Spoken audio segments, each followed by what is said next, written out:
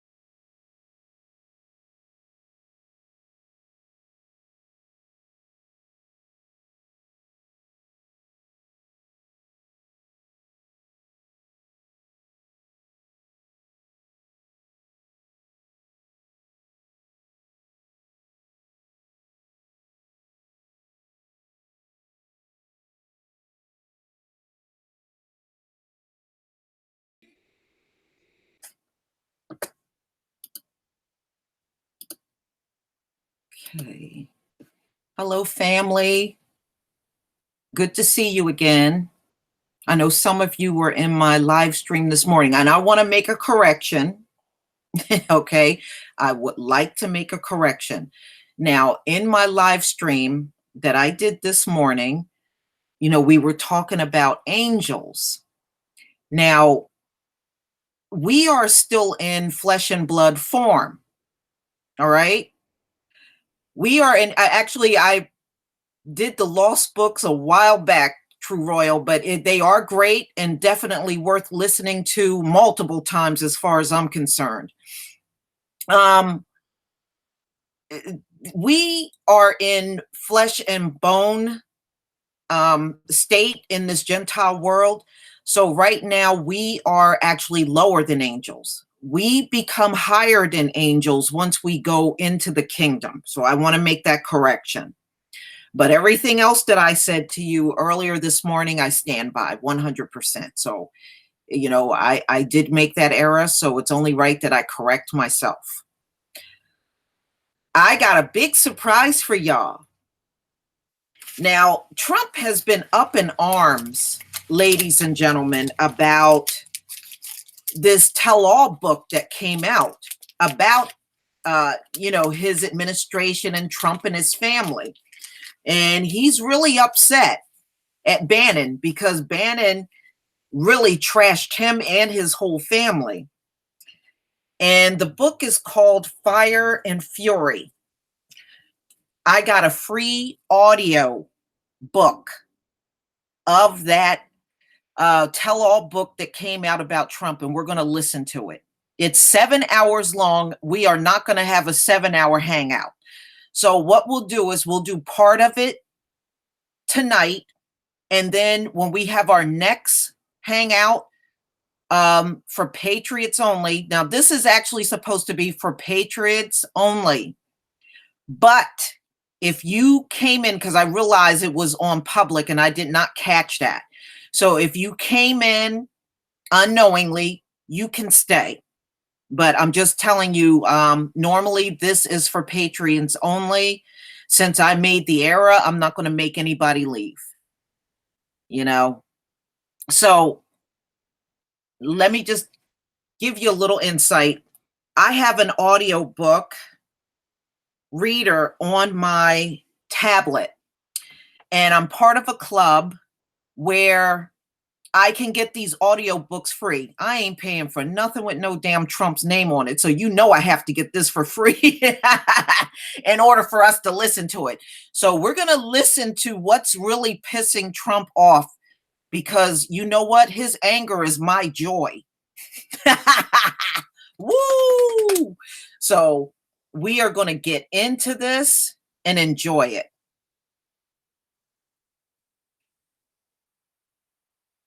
Okay, we do have sound, so I don't know what's going on.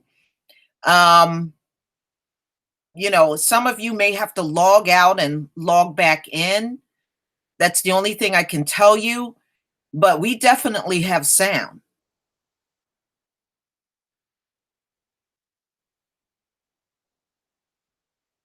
All right, so if you need to make any adjustments, please make it now before I get started. That way you don't miss anything.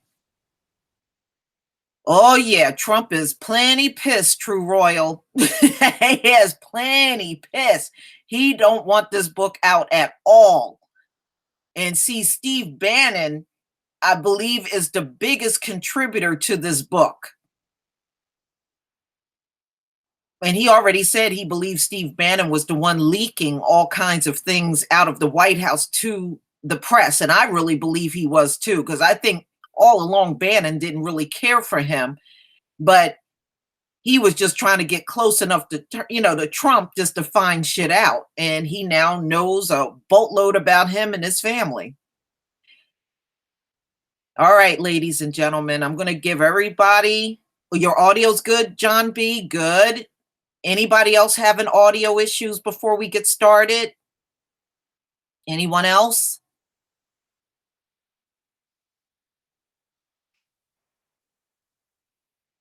All right, anyone else? Because I don't want to get started and people are still having problems with sound. I don't want you to miss anything. Okay, all right. As long as you got sound, we're good.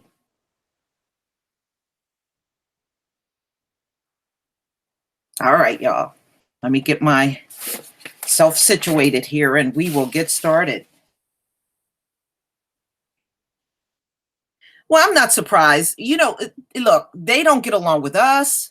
These white supremacists don't even get along with each other.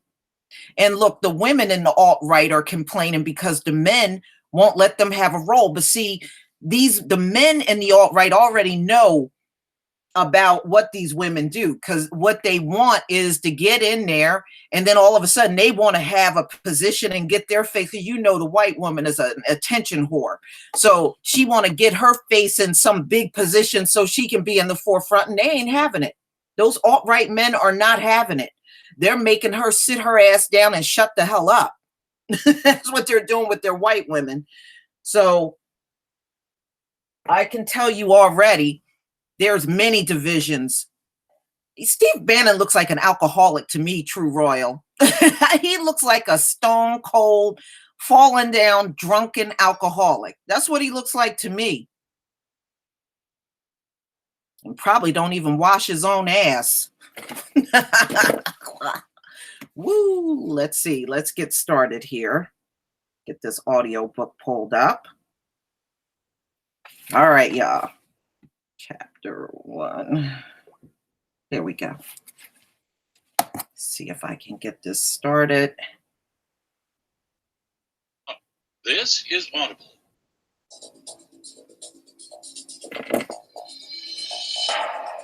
Macmillan Audio presents Fire and Fury by Michael Wolff. Read for you by Holter Graham.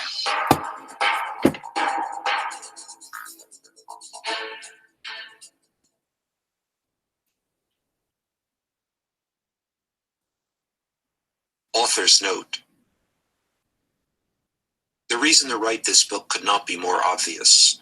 With the inauguration of Donald Trump on January 20th, 2017, the United States entered the eye of the most extraordinary political storm since at least Watergate. As the day approached, I set out to tell this story in as contemporaneous a fashion as possible and try to see life in the Trump White House through the eyes of the people closest to it. This was originally conceived as an account of the Trump administration's first 100 days, that most traditional marker of the presidency. But events barreled on without natural pause for more than 200 days, the curtain coming down on the first act of Trump's presidency only with the appointment of retired General John Kelly as the Chief of Staff in late July and the exit of Chief Strategist Stephen K. Bannon 3 weeks later. The events I've described in these pages are based on conversations that took place over a period of 18 months with the president, with most members of his senior staff, some of whom talked to me dozens of times, and with many people who they in turn spoke to. The first interview occurred well before I could have imagined the Trump White House, much less a book about it. It took place in late May 2016 at Trump's home in Beverly Hills. The then candidate polishing off a pint of Haagen-Dazs vanilla as he happily and idly opined about a range of topics, while his aides, Hope Hicks, Corey Lewandowski, and Jared Kushner went in and out of the room. Conversations with members of the campaign's team continued through the Republican convention in Cleveland, when it was still hardly possible to conceive of Trump's election. They moved on to Trump Tower with a voluble Steve Bannon before the election, when he still seemed like an entertaining oddity, and later, after the election, when Bannon seemed like a miracle worker. Shortly after January 20th, I took up something like a semi-permanent seat on a couch in the West Wing. Since then, I have conducted more than 200 interviews. While the Trump administration has made hostility to the press a virtual policy, it has also been more open to the media than any White House in recent memory. In the beginning, I sought a level of formal access to the White House, something of a fly-on-the-wall status. The president himself encouraged this idea. But given the many fiefdoms in the Trump White House that came into open conflict from the first days of the administration, there seemed no one person able to make this happen. But equally, there was no one to say, go away. Hence, I became more a constant interloper than an invited guest, something quite close to an actual fly on the wall. In this role, I accepted no rules, nor made any promises about what I might write or what I might not write. Many of the accounts of what has happened in the Trump White House are in conflict with one another. Many, in Trumpian fashion, are boldly untrue. Those conflicts and the looseness with the truth, if not with reality itself, are an elemental thread of the book. Sometimes I have let the players offer their versions, in turn allowing you, the reader, to judge them. In other instances, I have, through a consistency in accounts and through sources I have come to trust, settled on a version of events I believed true. Some of my sources spoke to me on so-called deep background, a convention of contemporary political books that allows for a disembodied description of events provided by an unnamed witness to them. I have also relied on off-the-record interviews, allowing a source to provide a direct quote with the understanding that it was not for attribution. Other sources spoke to me with the understanding that the material in the interviews would not become public until the book came out. Finally, some sources spoke forthrightly on the record. At the same time, it is worth noting some of the journalistic conundrums that I faced when dealing with the Trump administration. Many of them the result of the White House's absence of official procedures and the lack of experience of its principals. These challenges have included dealing with off-the-record or deep background material that was later casually put on the record. Sources who provided accounts in confidence and subsequently shared them widely as though liberated by their first utterances. A frequent inattention to setting any parameters on the use of a conversation. A source's views being so well known and widely shared that it would be risible not to credit them. And the almost samizdat sharing or gobsmacked retelling of otherwise private and deep background conversations. And everywhere in this story is the president's own constant, tireless, uncontrolled voice, public and private, shared by others on a daily basis, sometimes virtually as he utters it. For whatever reason, almost everyone I contacted, senior members of the White House staff as well as dedicated observers of it, shared large amounts of time with me and went to great effort to help shed light on the unique nature of life inside the Trump White House. In the end, what I witnessed and what this book is about is a group of people who have struggled, each in their own way, to come to terms with the meaning of working for Donald Trump. I owe them all an enormous debt. Prologue. Ailes and Bannon. The evening began at 6:30, but Steve Bannon, suddenly among the world's most powerful men, and now less and less mindful of time constraints, was late. Bannon had promised to come to this small dinner arranged by mutual friends in a Greenwich Village townhouse to see Roger Ailes, the former head of Fox News and the most significant figure in right-wing media and Bannon's sometimes mentor. The next day, January 4th, 2017, little more than 2 weeks before the inauguration of his friend Donald Trump as the 45th president, Ailes would be heading to Palm Beach into a forced but he hoped temporary retirement. Snow was threatening, and for a while the dinner appeared doubtful. The 76-year-old Ailes, with a long history of leg and hip problems, was barely walking, and coming into Manhattan with his wife Beth from their upstate home on the Hudson, was wary of slippery streets. But Ailes was eager to see Bannon. Bannon's aide, Alexandra Preet, kept texting steady updates on Bannon's progress extracting himself from Trump Tower. As the small group waited for Bannon, it was Ailes's evening. Quite as dumbfounded by his old friend Donald Trump's victory as most everyone else, Ailes provided the gathering with something of a mini-seminar on the randomness and absurdities of politics. Before launching Fox News in 1996, Ailes had been, for 30 years, among the leading political operatives in the Republican Party.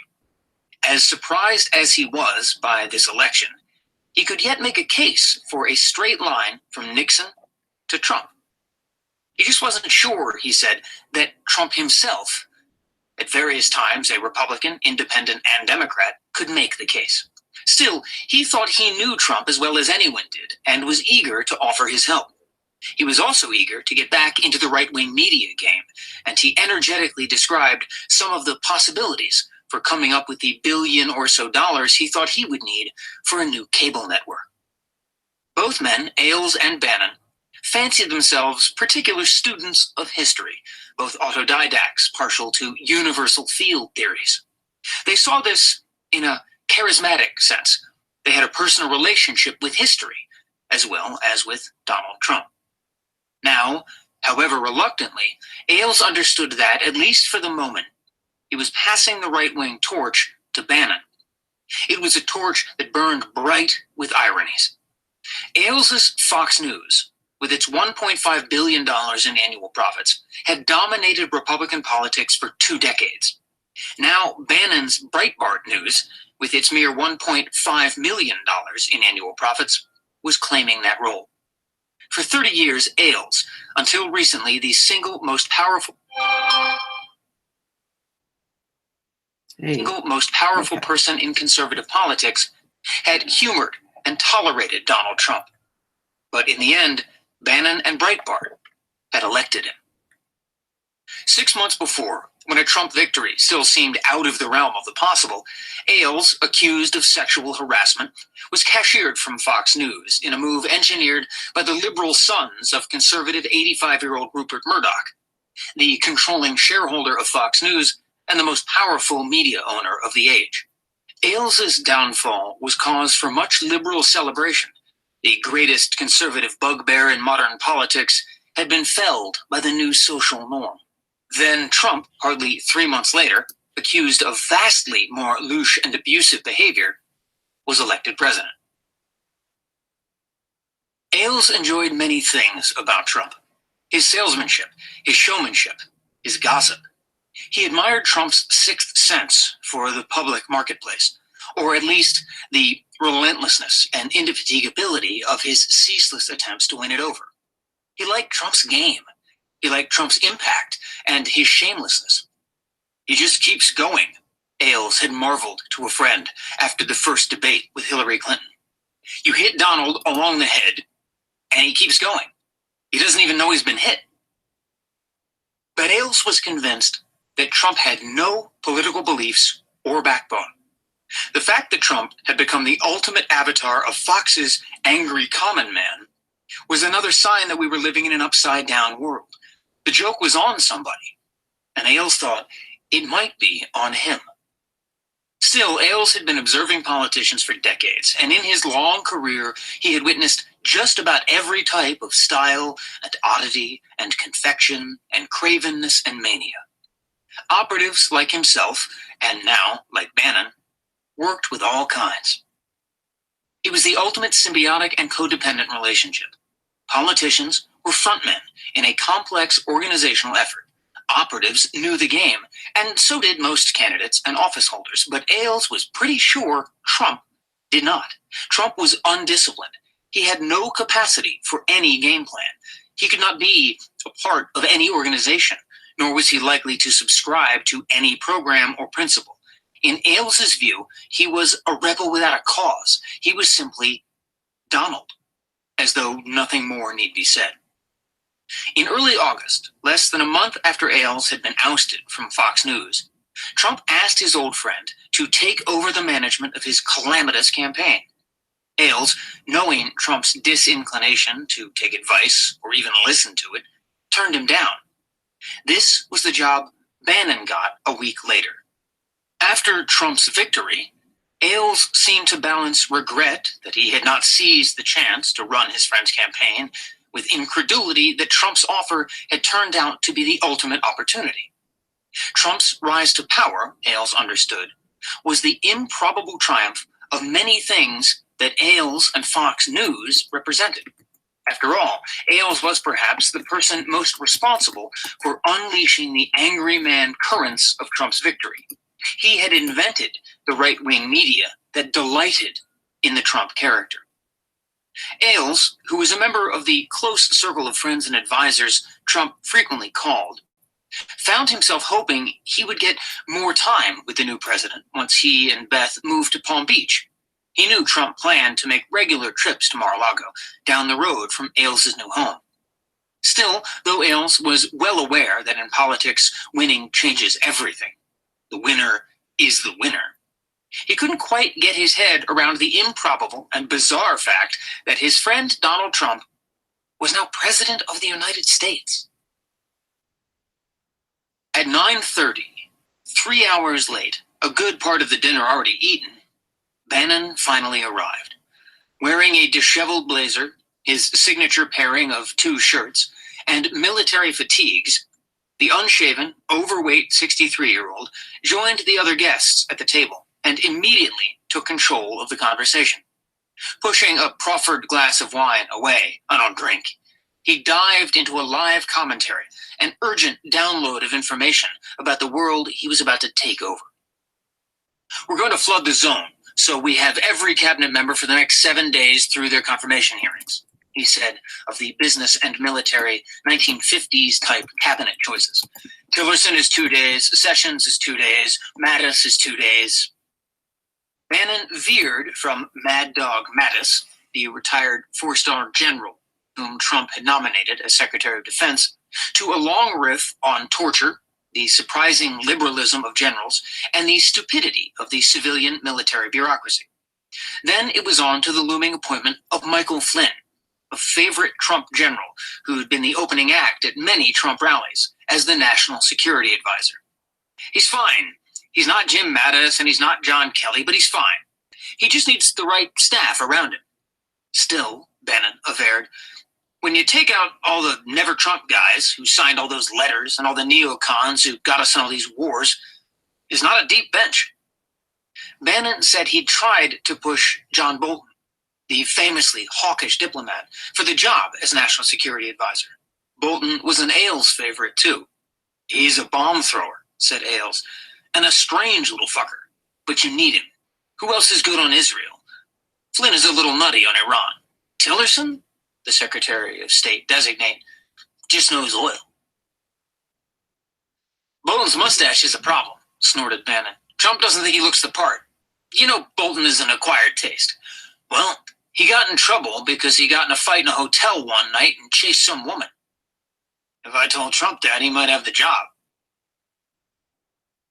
Bannon was curiously able to embrace Trump while at the same time suggesting he did not take him entirely seriously. He had first met Trump, the on-again, off-again presidential candidate, in 2010. At a meeting in Trump Tower, Bannon had proposed to Trump that he spend $500,000 backing Tea Party-style candidates as a way to further his presidential ambitions. Bannon left the meeting figuring that Trump would never cough up that kind of dough. He just wasn't a serious player. Between that first encounter and mid-August 2016, when he took over the Trump campaign, Bannon, beyond a few interviews he had done with Trump for his Breitbart radio show, was pretty sure he hadn't spent more than 10 minutes in one-on-one conversation with Trump. Now, Bannon's zeitgeist moment had arrived. Everywhere there was a sudden sense of global self-doubt.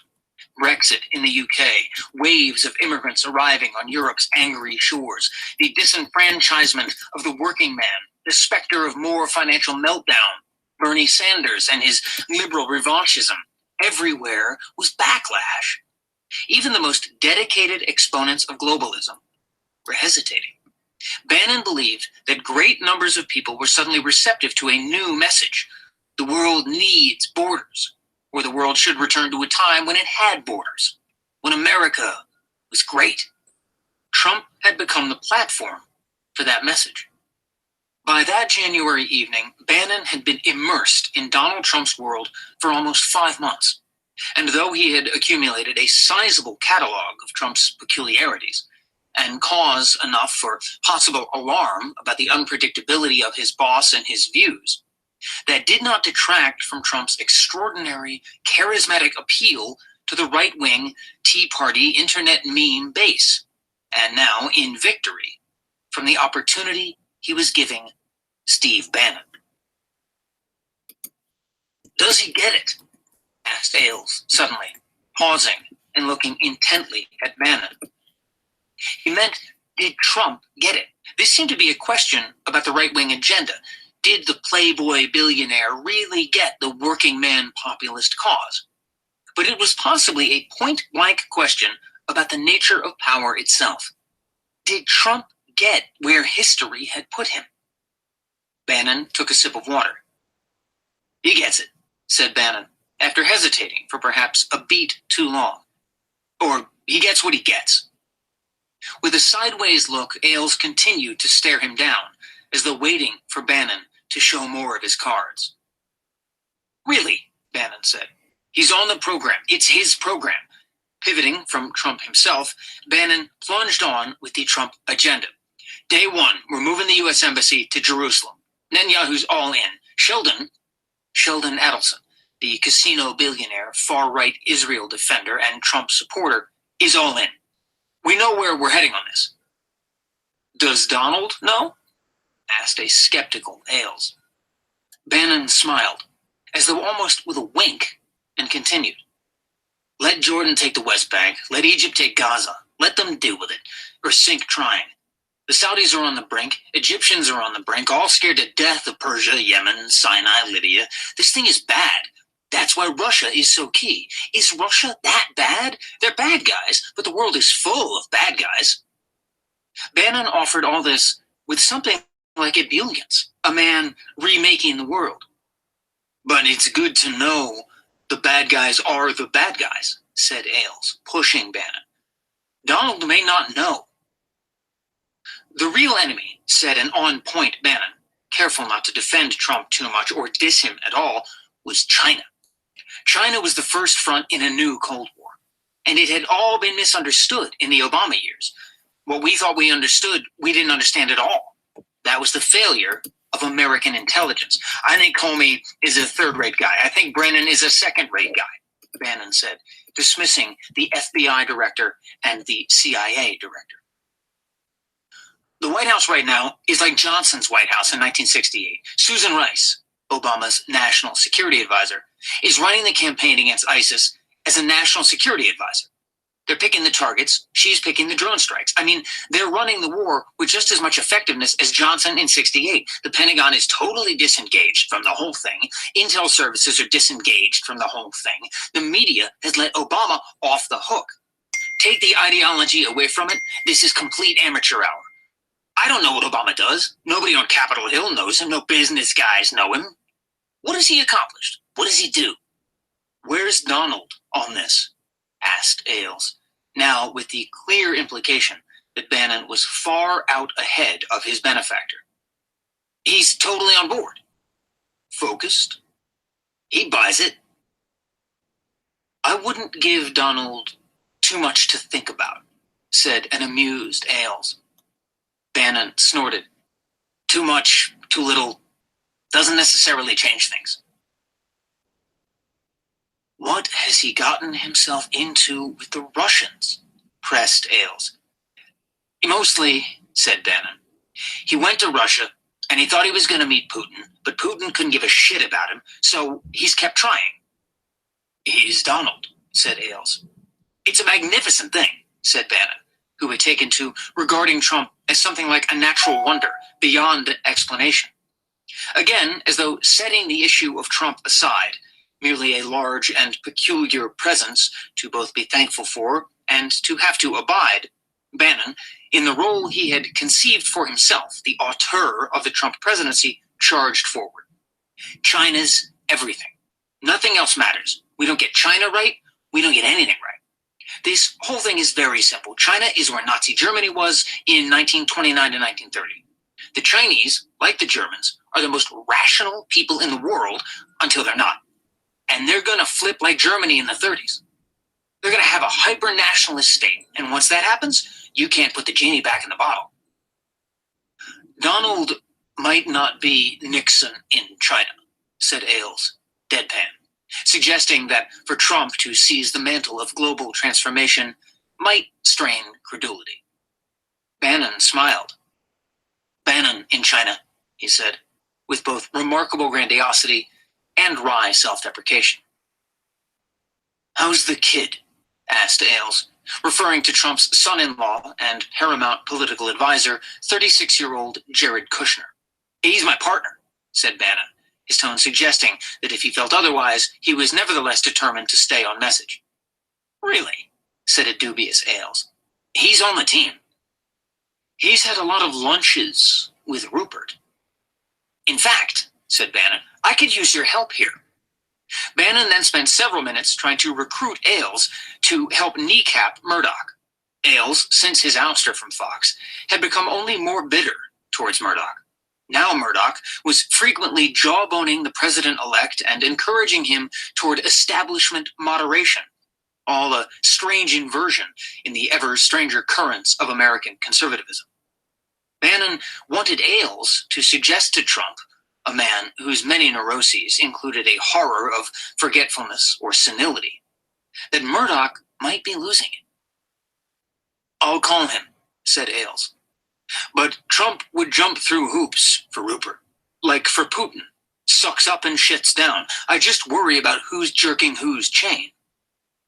The older right-wing media wizard and the younger, though not by all that much, continued on to the other guest's satisfaction until 12:30, the older trying to see through to the new national enigma that was Trump, although Ailes would say that in fact Trump's behavior was ever predictable, and the younger seemingly determined not to spoil his own moment of destiny.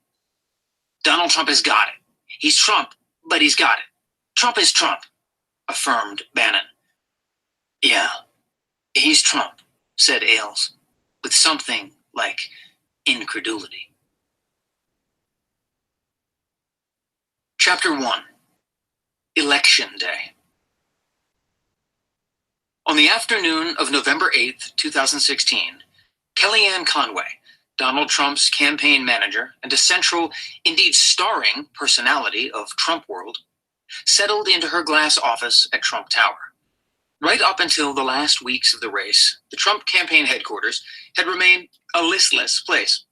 All that seemed to distinguish it from a corporate back office were a few posters with right-wing slogans. Conway now was in a remarkably buoyant mood, considering she was about to experience a resounding, if not cataclysmic, defeat. Donald Trump would lose the election. Of this she was sure. But he would quite possibly hold the defeat to under 6 points. That was a substantial victory. As for the looming defeat itself, she shrugged it off. It was Reince Priebus's fault, not hers. She had spent a good part of the day calling friends and allies in the political world and blaming Priebus. Now she briefed some of the television producers and anchors with whom she'd built strong relationships and with whom, actively interviewing in the last few weeks, she was hoping to land a permanent on-air job after the election. She carefully courted many of them since joining the Trump campaign in mid-August and becoming the campaign's reliably combative voice and, with her spasmodic smiles and strange combination of woundedness and imperturbability, peculiarly telegenic face. Beyond all of the other horrible blunders of the campaign, the real problem, she said, was the devil they couldn't control, the Republican National Committee, which was run by Priebus, his sidekick, 32-year-old Katie Walsh, and their flack, Sean Spicer.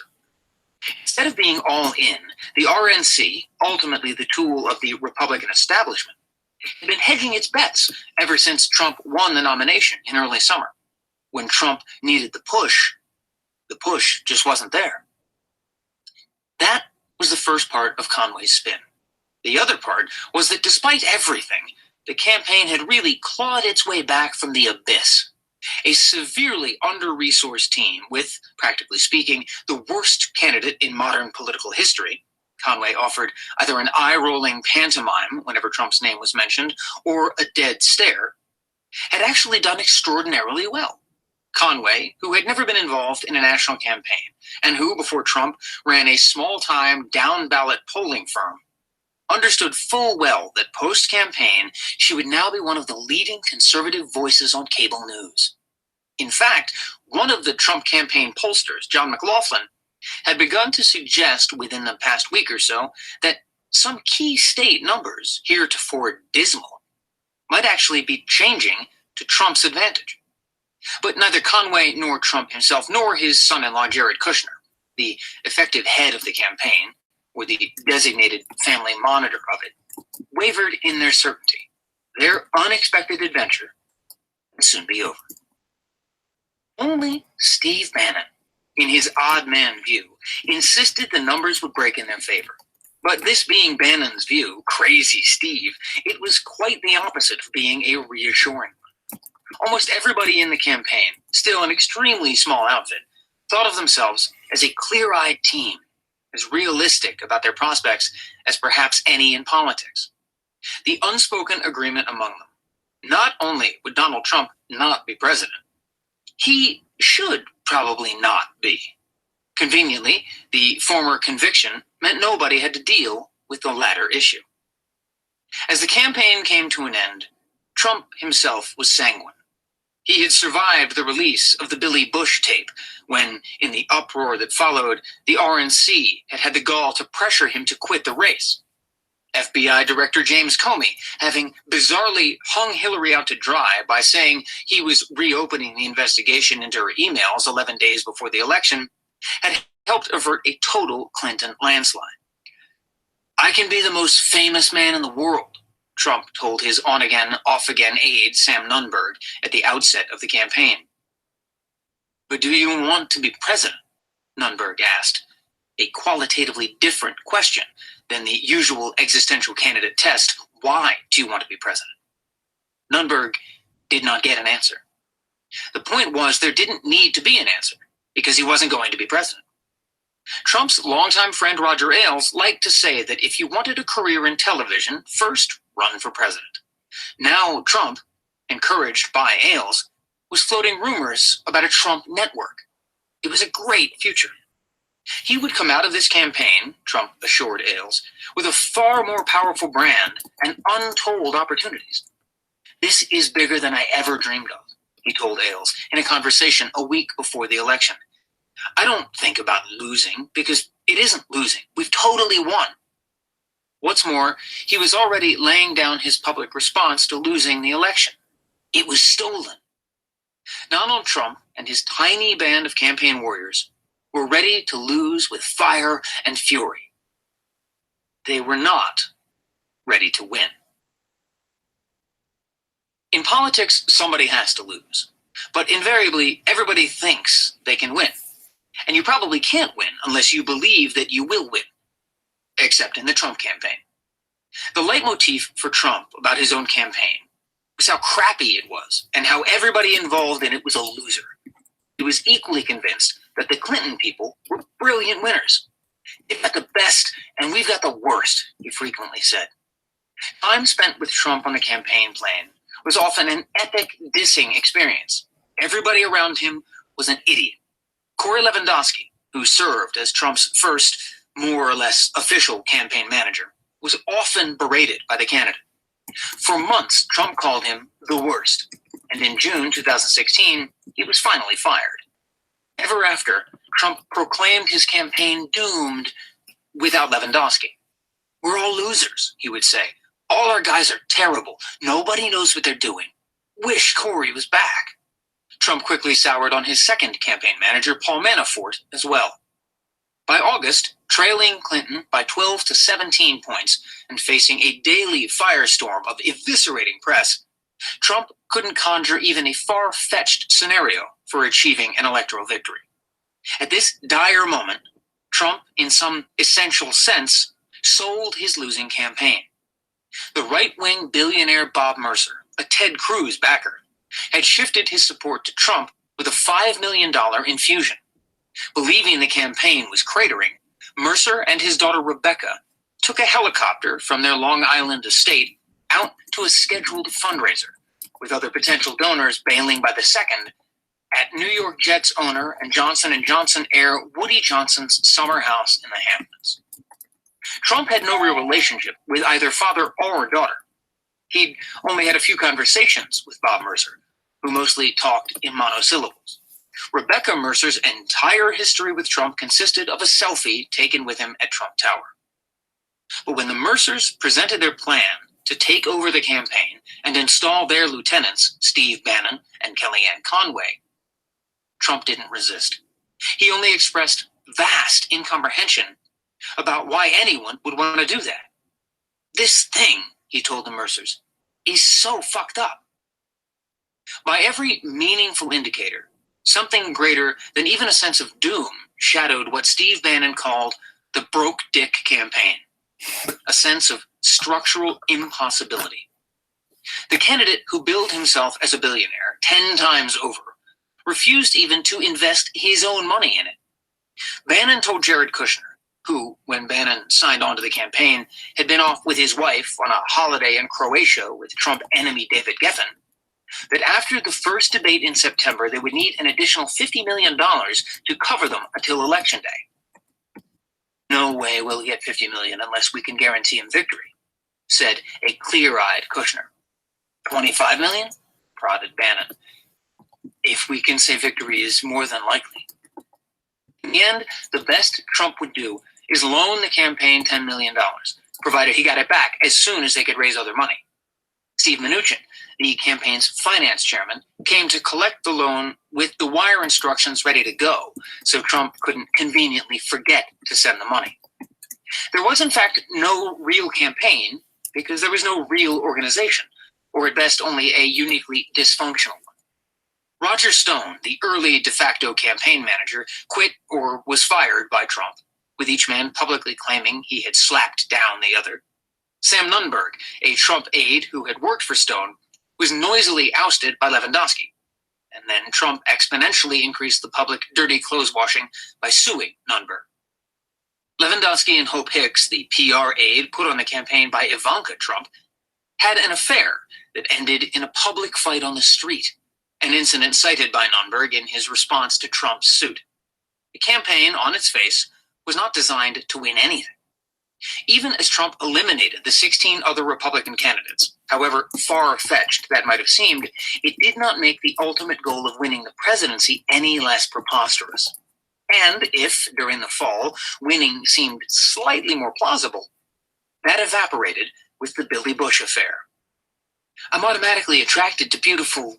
I just start kissing them, Trump told the NBC host Billy Bush on an open mic amid the ongoing national debate about sexual harassment.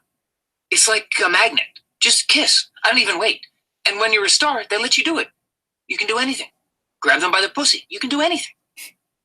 It was an operatic unraveling. So mortifying was this development that when Reince Priebus, the RNC head, was called to New York from Washington for an emergency meeting at Trump Tower, he couldn't bring himself to leave Penn Station. It took 2 hours for the Trump team to coax him across town. Bro, said a desperate Bannon, cajoling Priebus on the phone, I may never see you again after today, but you gotta come to this building, and you gotta walk through the front door. The silver lining of the ignominy Melania Trump had to endure after the Billy Bush tape was that now there was no way her husband could become president. Donald Trump's marriage was perplexing to almost everybody around him, or it was anyway for those without private jets and many homes. He and Melania spent relatively little time together, They could go days at a time without contact, even when they were both in Trump Tower. Often, she did not know where he was or take much notice of that fact. Her husband moved between residences as he would move between rooms. Along with knowing little about his whereabouts, she knew little about his business and took, at best, modest interest in it. An absentee father for his first 4 children, Trump was even more absent for his 5th, Bannon, his son with Melania. Now on his 3rd marriage, he told friends he thought he had finally perfected the art. Live and let live. Do your own thing. He was a notorious womanizer, and during the campaign became possibly the world's most famous masher. While nobody would ever say Trump was sensitive when it came to women, he had many views about how to get along with them, including a theory he discussed with friends about how the more years between an older man and a younger woman, the less the younger woman took an older man's cheating personally. Still, the notion that this was a marriage in name only was far from true. He spoke of Melania frequently when she wasn't there. He admired her looks, often awkwardly for her, in the presence of others. She was, he told people proudly and without irony, a trophy wife. And while he may not have quite shared his life with her, he gladly shared the spoils of it. A happy wife is a happy life, he said, echoing a popular rich man truism. He also sought Melania's approval. He sought the approval of all the women around him, who were wise to give it. In 2014, when he first seriously began to consider running for president, Melania was one of the few who thought it was possible he could win. It was a punchline for his daughter, Ivanka, who had carefully distanced herself from the campaign. With a never-too-hidden distaste for her stepmother, Ivanka would say to friends, "All you have to know about Melania is that she thinks if he runs, he'll certainly win." But the prospect of her husband's actually becoming president was, for Melania, a horrifying one. She believed it would destroy her carefully sheltered life. One sheltered, not inconsiderably, from the extended Trump family, which was almost entirely focused on her young son. "Don't put the cart before the horse," her amused husband said, even as he spent every day on the campaign trail, dominating the news. But her terror and torment mounted. There was a whisper campaign about her, cruel and comical in its insinuations, going on in Manhattan, which friends told her about. Her modeling career was under close scrutiny. In Slovenia, where she grew up, a celebrity magazine, Suzy, put the rumors about her into print after Trump got the nomination. Then, with a sickening taste of what might be ahead, the Daily Mail blew the story across the world. The New York Post got its hands on outtakes from a nude photo shoot that Melania had done early in her modeling career, a leak that everybody other than Melania assumed could be traced back to Trump himself. Inconsolable, she confronted her husband. "Is this the future?" She told him she wouldn't be able to take it. Trump responded in his fashion, "We'll sue," and set her up with lawyers. But he was unaccustomedly contrite, too. "Just a little longer," he told her. "It would all be over in November." He offered his wife a solemn guarantee. There was simply no way he would win. And even for a chronically, he would say, helplessly unfaithful husband, this was one promise to his wife that he seemed sure to keep. The Trump campaign had, perhaps less than inadvertently, replicated the scheme from Mel Brooks's The Producers. In that classic, Brooks's larcenous and dopey heroes, Max Bialystock and Leo Bloom, set out to sell more than 100% of the ownership stakes in the Broadway show they are producing. Since they will be found out only if the show is a hit, everything about the show is premised on it being a flop. Accordingly, they create a show so outlandish that it actually succeeds, thus dooming our heroes. Winning presidential candidates, driven by hubris or narcissism or a preternatural sense of destiny, have more than likely spent a substantial part of their careers, if not their lives from adolescence, preparing for the role. They rise up the ladder of elected offices. They perfect a public face. They maniacally network, since success in politics is largely about who your allies are. They cram Even in the case of an uninterested George W. Bush, he relied on his father's cronies to cram for him. And they clean up after themselves, or at least take great care to cover up. They prepare themselves to win and to govern. The Trump calculation, quite a conscious one, was different. The candidate and his top lieutenants believed they could get all the benefits of almost becoming president without having to change their behavior or their fundamental worldview one whit. We don't have to be anything but who and what we are, because of course we won't win. Many candidates for president have made a virtue of being Washington outsiders. In practice, this strategy merely favors governors over senators. Every serious candidate, no matter how much he or she disses Washington, relies on Beltway insiders for counsel and support. But with Trump, hardly a person in his innermost circle had ever worked in politics at the national level. His closest advisors had not worked in politics at all. Throughout his life, Trump had few close friends of any kind, but when he began his campaign for president, he had almost no friends in politics. The only two actual politicians with whom Trump was close were Rudy Giuliani and Chris Christie. And both men were in their own way peculiar and isolated. And to say that he knew nothing at all about the basic intellectual foundations of the job was a comic understatement.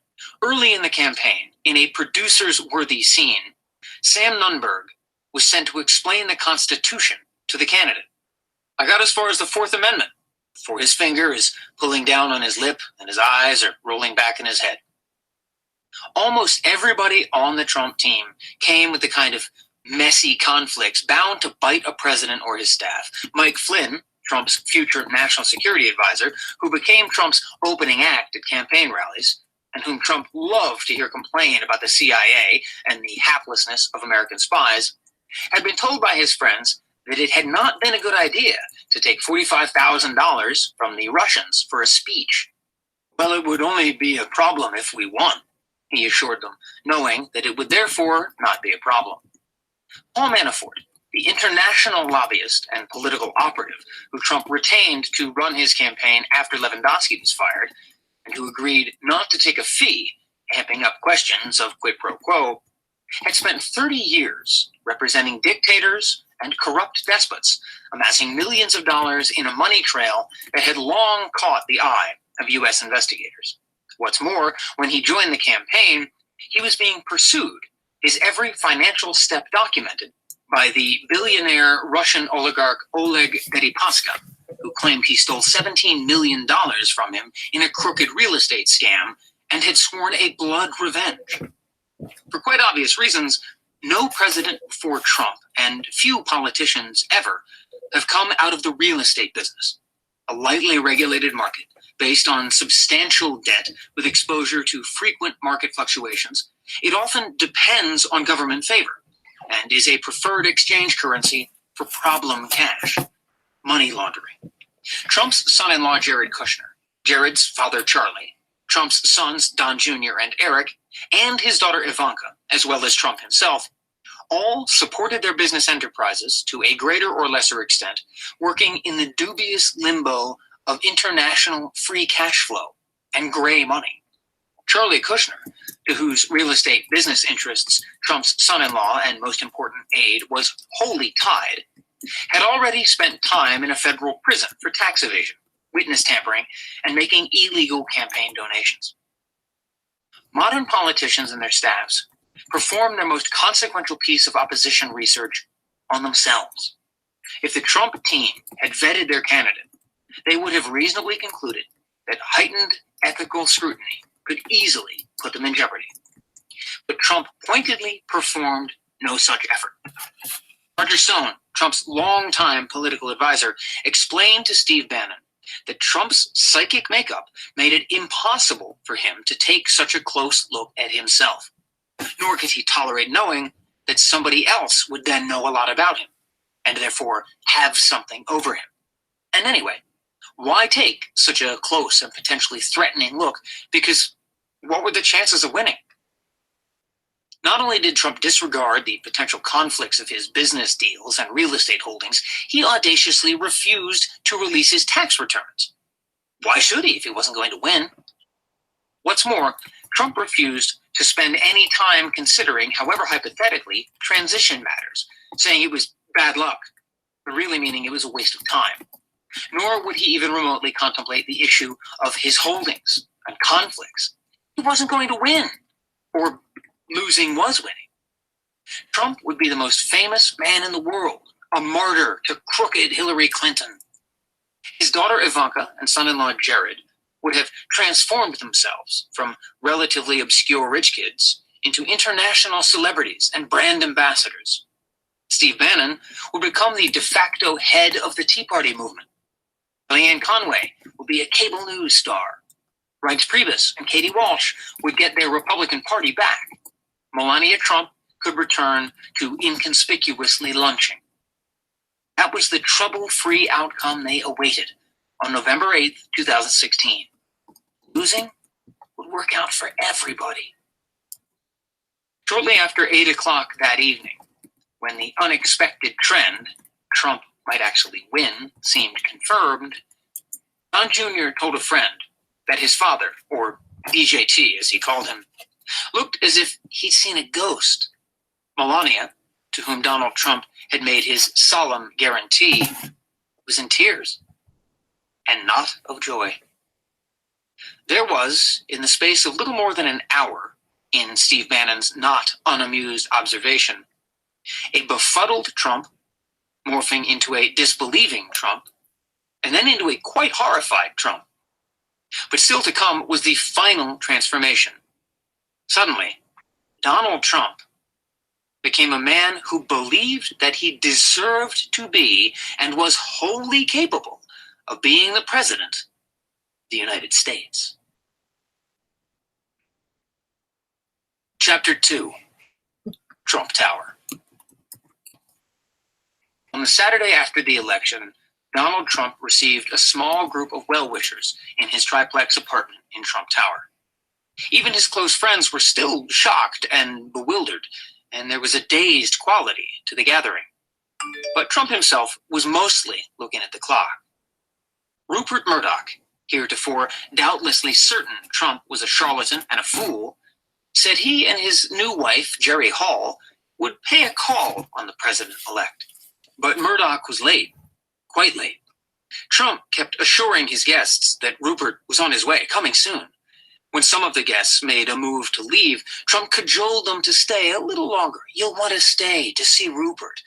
Or, one of the guests interpreted, "You'll want to stay to see Trump with Rupert."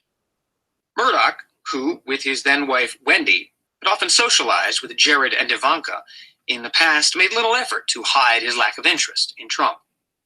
Murdoch's fondness for Kushner created a curious piece of the power dynamic between Trump and his son-in-law, one that Kushner, with reasonable subtlety, played to his advantage, often dropping Murdoch's name into conversations with his father-in-law.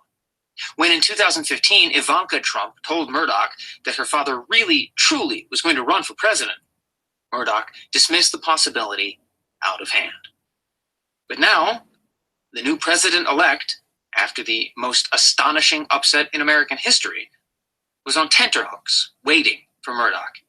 "He's one of the greats," he told his guests, becoming more agitated as he waited. "Really, he's one of the greats, the last of the greats. You have to stay to see him."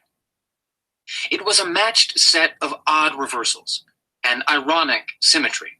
Trump, perhaps not yet appreciating the difference between becoming president and elevating his social standing, was trying mightily to curry favor with the previously disdainful media mogul. And Murdoch, finally arriving at the party he was in more than one way sorely late to, was as subdued and thrown as everyone else, and struggling to adjust his view of a man who, for more than a generation, had been at best a clown prince among the rich and famous. Murdoch was hardly the only billionaire who had been dismissive of Trump. In the years before the election, Carl Icahn, whose friendship Trump often cited, and who Trump had suggested he'd appoint to high office, openly ridiculed his fellow billionaire, whom he said was not remotely a billionaire. Few people who knew Trump had illusions about him. That was almost his appeal. He was what he was. Twinkle in his eye, larceny in his soul. But now he was the president-elect. And that, in a reality jujitsu, changed everything. So say whatever you want about him. He had done this. Pulled the sword from the stone. That meant something. Everything. The billionaires had to rethink. So did everyone in the Trump orbit. The campaign staff, now suddenly in a position to snag West Wing jobs, career and history-making jobs, had to see this odd, difficult, even ridiculous, and on the face of it, ill-equipped person in a new light. He had been elected president. So he was, as Kellyanne Conway liked to point out, by definition, presidential. Still, nobody had yet seen him be presidential. That is, make a public bow to political ritual and propriety, or even to exercise some modest self-control. Others were now recruited, and despite their obvious impressions of the man, agreed to sign on. Jim Mattis, a retired 4-star general, one of the most respected commanders in the U.S. Armed Forces. Rex Tillerson, CEO of ExxonMobil.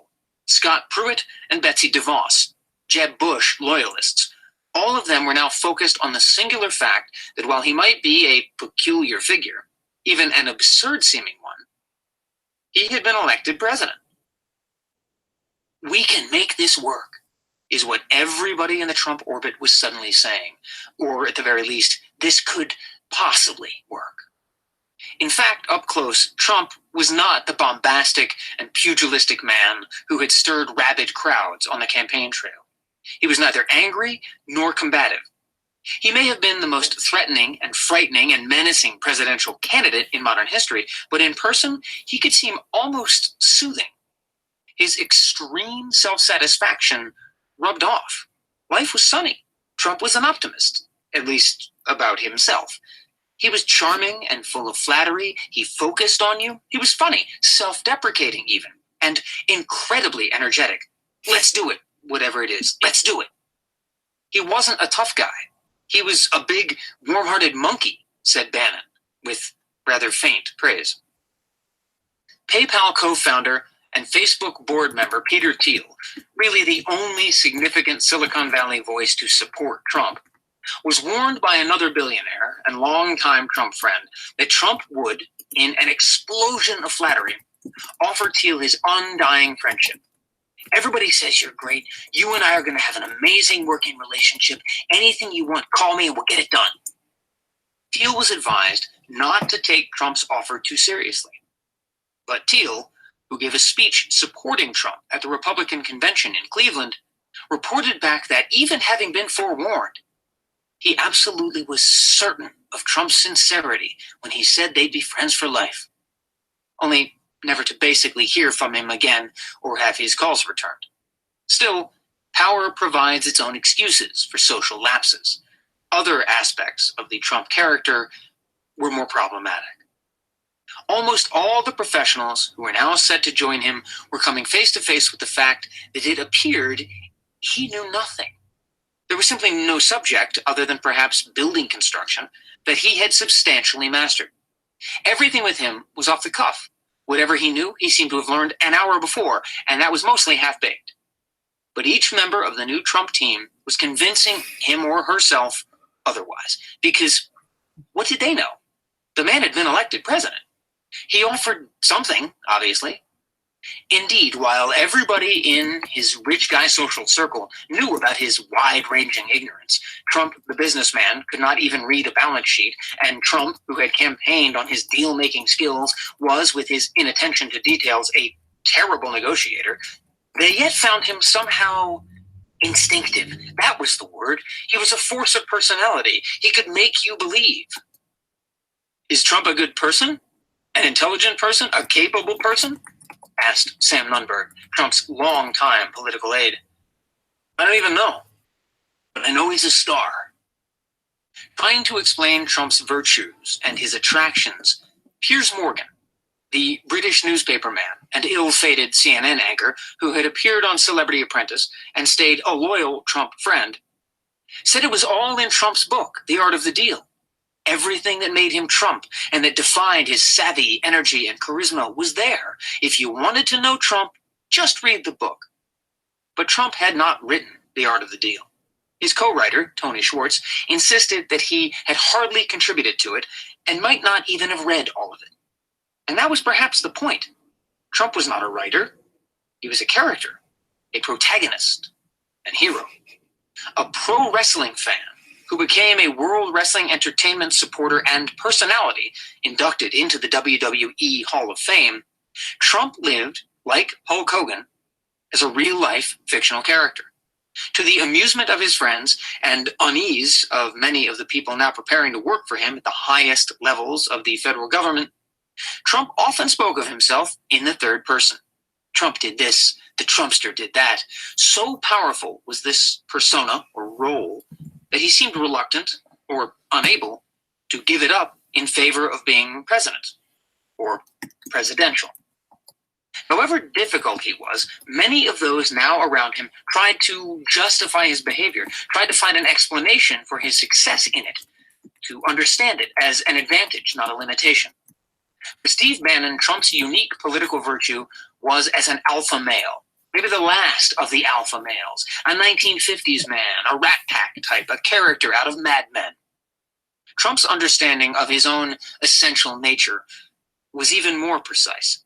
Once, coming back on his plane with a billionaire friend who had brought along a foreign model, Trump, trying to move in on his friend's date, urged a stop in Atlantic City.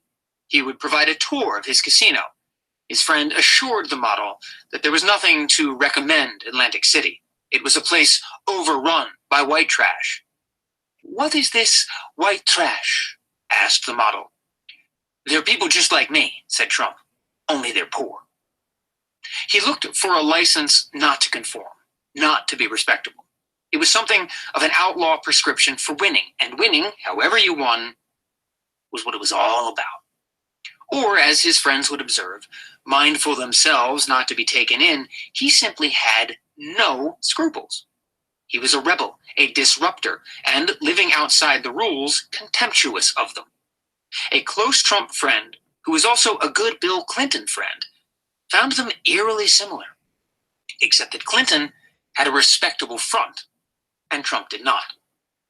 One manifestation of this outlaw personality for both Trump and Clinton was their brand of womanizing, and indeed harassing. Even among world-class womanizers and harassers, they seemed exceptionally free of doubt or hesitation. Trump liked to say that one of the things that made life worth living was getting your friends' wives into bed. In pursuing a friend's wife, he would try to persuade the wife that her husband was perhaps not what she thought. Then he'd have his secretary ask the friend into his office. Once the friend arrived, Trump would engage in what was, for him, more or less constant sexual banter. "Do you still like having sex with your wife? How often? You must have had a better fuck than your wife. Tell me about it. I have girls coming in from Los Angeles at 3 o'clock. We can go upstairs and have a great time. I promise." And all the while, Trump would have his friend's wife on the speakerphone, listening in. Previous presidents, and not just Clinton, have, of course, lacked scruples. What was, to many of the people who knew Trump well, much more confounding was that he had managed to win this election and arrive at this ultimate accomplishment wholly lacking in what some obvious sense must be the main requirement of the job, what neuroscientists would call executive function. He had somehow won the race for president, but his brain seemed incapable of performing what would be essential tasks in his new job. He had no ability to plan and organize and pay attention and switch focus. He had never been able to tailor his behavior to what the goals at hand reasonably required. On the most basic level, he simply could not link cause and effect. The charge that Trump colluded with the Russians to win the election, which he scoffed at, was, in the estimation of some of his friends, a perfect example of his inability to connect the dots. Even if he hadn't personally conspired with the Russians to fix the election, his efforts to curry favor with, of all people, Vladimir Putin, had no doubt left a trail of alarming words and deeds likely to have enormous political costs. Shortly after the election, his friend Ailes told him with some urgency, "You've got to get right on Russia." Even exiled from Fox News, Ailes still maintained a fabled intelligence network. He warned Trump of potentially damaging material coming his way. "You need to take this seriously, Donald." "Jared has this," said a happy Trump. "It's all worked out." Trump Tower, next door to Tiffany, and now headquarters of a populist revolution, suddenly seemed like an alien spaceship, the Death Star on Fifth Avenue. As the great and good and ambitious, as well as angry protesters and the curious, hoi polloi, began beating a path to the next president's door, maze-like barricades were hurriedly thrown up to shield him. The Pre-Election Presidential Transition Act of 2010 established funding for presidential nominees to start the process of vetting thousands of candidates for jobs in a new administration, codifying policies that would determine the early actions of a new White House, and preparing for the handoff of bureaucratic responsibilities on January 20th. During the campaign, New Jersey Governor Chris Christie, the nominal head of the Trump Transition Office, had to forcefully tell the candidate that he couldn't redirect these funds, that the law required him to spend the money and plan for a transition, even when he did not expect a need. A frustrated Trump said he didn't want to hear any more about it. The day after the election, Trump's close advisors, suddenly eager to be part of a process that almost everybody had ignored, immediately began blaming Christie for a lack of transition preparations. Hurriedly, the bare-bones transition team moved from downtown Washington to Trump Tower. This was certainly some of the most expensive real estate ever occupied by a transition team, and for that matter, a presidential campaign. And that was part of the point. It sent a Trump-style message. We're not only outsiders, but we're more powerful than you insiders, richer, more famous, with better real estate. Of course, it was personalized. His name, fabulously, was on the door. Upstairs in his triplex apartment, vastly larger than the White House living quarters, here was his private office, which he'd occupied since the 1980s. And here was the campaign and now transition floors, firmly in his orbit, and not that of Washington and the swamp. Trump's instinct in the face of his unlikely, if not preposterous success, was the opposite of humility. It was, in some sense, to rub everybody's face in it. Washington insiders or would-be insiders would have to come to him. Trump Tower immediately upstaged the White House. Everybody who came to see the president-elect was acknowledging or accepting an outsider government. Trump forced them to endure what was gleefully called by insiders the perp walk in front of the press and assorted gawkers, an act of obeisance, if not humiliation. The otherworldly sense of Trump Tower helped obscure the fact that few in the thin ranks of Trump's inner circle, with their overnight responsibility for assembling a government, had almost any relevant experience. Nobody had a political background. Nobody had a policy background. Nobody had a legislative background. Politics is a network business, a who-you-know business. But unlike other presidents-elect, all of whom invariably suffered from their own management defects, Trump did not have a career's worth of political and government contacts to call on. He hardly even had his own political organization. For most of the last 18 months on the road, it had been, at its core, a three-person enterprise. His campaign manager, Corey Lewandowski, until he was forced out a month before the Republican National Convention, his spokesperson, body person intern, the campaign's first hire, 26-year-old Hope Hicks, and Trump himself. Lean and mean and gut instincts. The more people you had to deal with, Trump found, the harder it was to turn the plane around and get home to bed at night. The professional team, although in truth there was hardly a political professional among them, that had joined the campaign in August, was a last-ditch bid to avoid hopeless humiliation. But these were people he'd worked with for just a few months. Reince Priebus, getting ready to shift over from the RNC to the White House, noted with alarm how often Trump offered people jobs on the spot, many of whom he had never met before, for positions whose importance Trump did not particularly understand. Ailes, a veteran of the Nixon, Reagan, and Bush 41 White Houses, was growing worried by the president-elect's lack of immediate focus on a White House structure that could serve and protect him. He tried to impress on Trump the ferocity of the opposition that would greet him. You need a son of a bitch as your chief of staff, and you need a son of a bitch who knows Washington, Ailes told Trump not long after the election. You'll want to be your own son of a bitch, but you don't know Washington. Ailes had a suggestion. Speaker Boehner. John Boehner had been the Speaker of the House until he was forced out in a Tea Party putsch in 2011. Who's that? Asked Trump. Everybody in Trump's billionaire circle, concerned about his contempt for other people's expertise, tried to impress upon him the importance of the people, the many people he would need with him in the White House, people who understood Washington. Your people are more important than your policies. Your people are your policies. Frank Sinatra was wrong, said David Bossie, one of Trump's longtime political advisors. If you can make it in New York, you can't necessarily make it in Washington.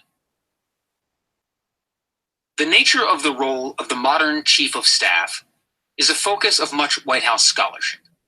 As much as the president himself, the chief of staff determines how the White House and executive branch, which employs 4 million people, including 1.3 million people in the armed services, will run. The job has been construed as deputy president, or chief operating officer, or even prime minister. Larger-than-life chiefs have included Richard Nixon's H.R. Haldeman and Alexander Haig, Gerald Ford's Donald Rumsfeld and Dick Cheney, Jimmy Carter's Hamilton Jordan, Ronald Reagan's James Baker, George H.W. Bush's return of James Baker, Bill Clinton's Leon Panetta, Erskine Bowles, and John Podesta, George W. Bush's Andrew Card, and Barack Obama's Rahm Emanuel and Bill Daley. Anyone studying the position would conclude that a stronger chief of staff is better than a weaker one, and a chief of staff with a history in Washington and the federal government is better than an outsider. Donald Trump had little, if any, awareness of the history of or the thinking about this role. Instead, he substituted his own management style and experience. For decades, he had relied on longtime retainers, cronies, and family.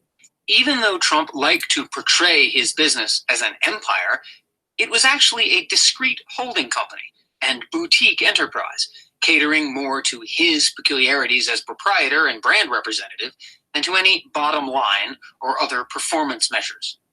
His sons, Don Jr. and Eric, behind their backs known to Trump insiders as Uday and Qusay, after the sons of Saddam Hussein, wondered if there couldn't somehow be two parallel White House structures, one dedicated to their father's big picture views, personal appearances, and salesmanship, and the other concerned with day-to-day management issues. In this construct, they saw themselves tending to the day-to-day operations. One of Trump's early ideas was to recruit his friend Tom Barrack, part of his kitchen cabinet of real estate tycoons, including Stephen Roth and Richard Lefrak, and make him chief of staff. Barrack, the grandson of Lebanese immigrants, is a star-struck real estate investor of legendary acumen, who owns Michael Jackson's former oddball paradise, Neverland Ranch. With Jeffrey Epstein, the New York financier who would become a tabloid regular after accusations of sex with underage girls and a guilty plea to one count of soliciting prostitution that sent him to jail in 2008 in Palm Beach for 13 months, Trump and Barrack were a 1980s and 90s set of nightlife musketeers. The founder and CEO of the private equity firm Colony Capital, Barrack became a billionaire making investments in distress debt investments in real estate around the world, including helping to bail out his friend Donald Trump. More recently, he had helped bail out his friend's son-in-law, Jared Kushner. He watched with amusement Trump's eccentric presidential campaign and brokered the deal to have Paul Manafort replace Corey Lewandowski after Lewandowski fell out of favor with Kushner. Then, as confounded as everyone else by the campaign's continuing successes, Barrack introduced the future president in warm and personal terms at the Republican National Convention in July, at odds with its otherwise dark and belligerent tone. It was Trump's perfect fantasy that his friend Tom, an organizational whiz fully aware of his friend's lack of interest in day-to-day management, would sign on to run the White House. This was Trump's instant and convenient solution to the unforeseen circumstance of suddenly being president. To do it with his business mentor, confidant, investor, and friend. Someone whom acquaintances of the two men described as being one of the best Donald handlers. In the Trump circle, this was called the Two Amigos plan. Epstein, who remained close to Barrack, had been whitewashed out of the Trump biography. Barrack, among the few people whose abilities Trump, a reflexive naysayer, didn't question, could, in Trump's hopeful view, really get things running smoothly and let Trump be Trump. It was, on Trump's part, an uncharacteristic piece of self-awareness. Donald Trump might not know what he didn't know, but he knew Tom Barrack knew. He would run the business, and Trump would sell the product, making America great again. Hashtag MAGA. For Barrack, as for everybody around Trump, the election result was a kind of beyond belief lottery-winning circumstance, your implausible friend becoming president. But Barrack, even after countless pleading and cajoling phone calls from Trump, finally had to disappoint his friend, telling him, "I'm just too rich." He would never be able to untangle his holdings and interests, including big investments in the Middle East, in a way that would satisfy ethics watchdogs. Trump was unconcerned or in denial about his own business conflicts, but Barrack saw nothing but hassle and cost for himself. Also, Barrack, on his fourth marriage, had no appetite for having his colorful personal life, often over the years conducted with Trump, become a public focus. Trump's fallback was his son-in-law. On the campaign, after months of turmoil and outlandishness, if not to Trump, to most others, including his family, Kushner had stepped in and become his effective body man, hovering nearby, speaking only when spoken to, but then always offering a calming and flattering view. Corey Lewandowski called Jared the butler. Trump had come to believe that his son-in-law, in part because he seemed to understand how to stay out of his way, was uniquely sagacious.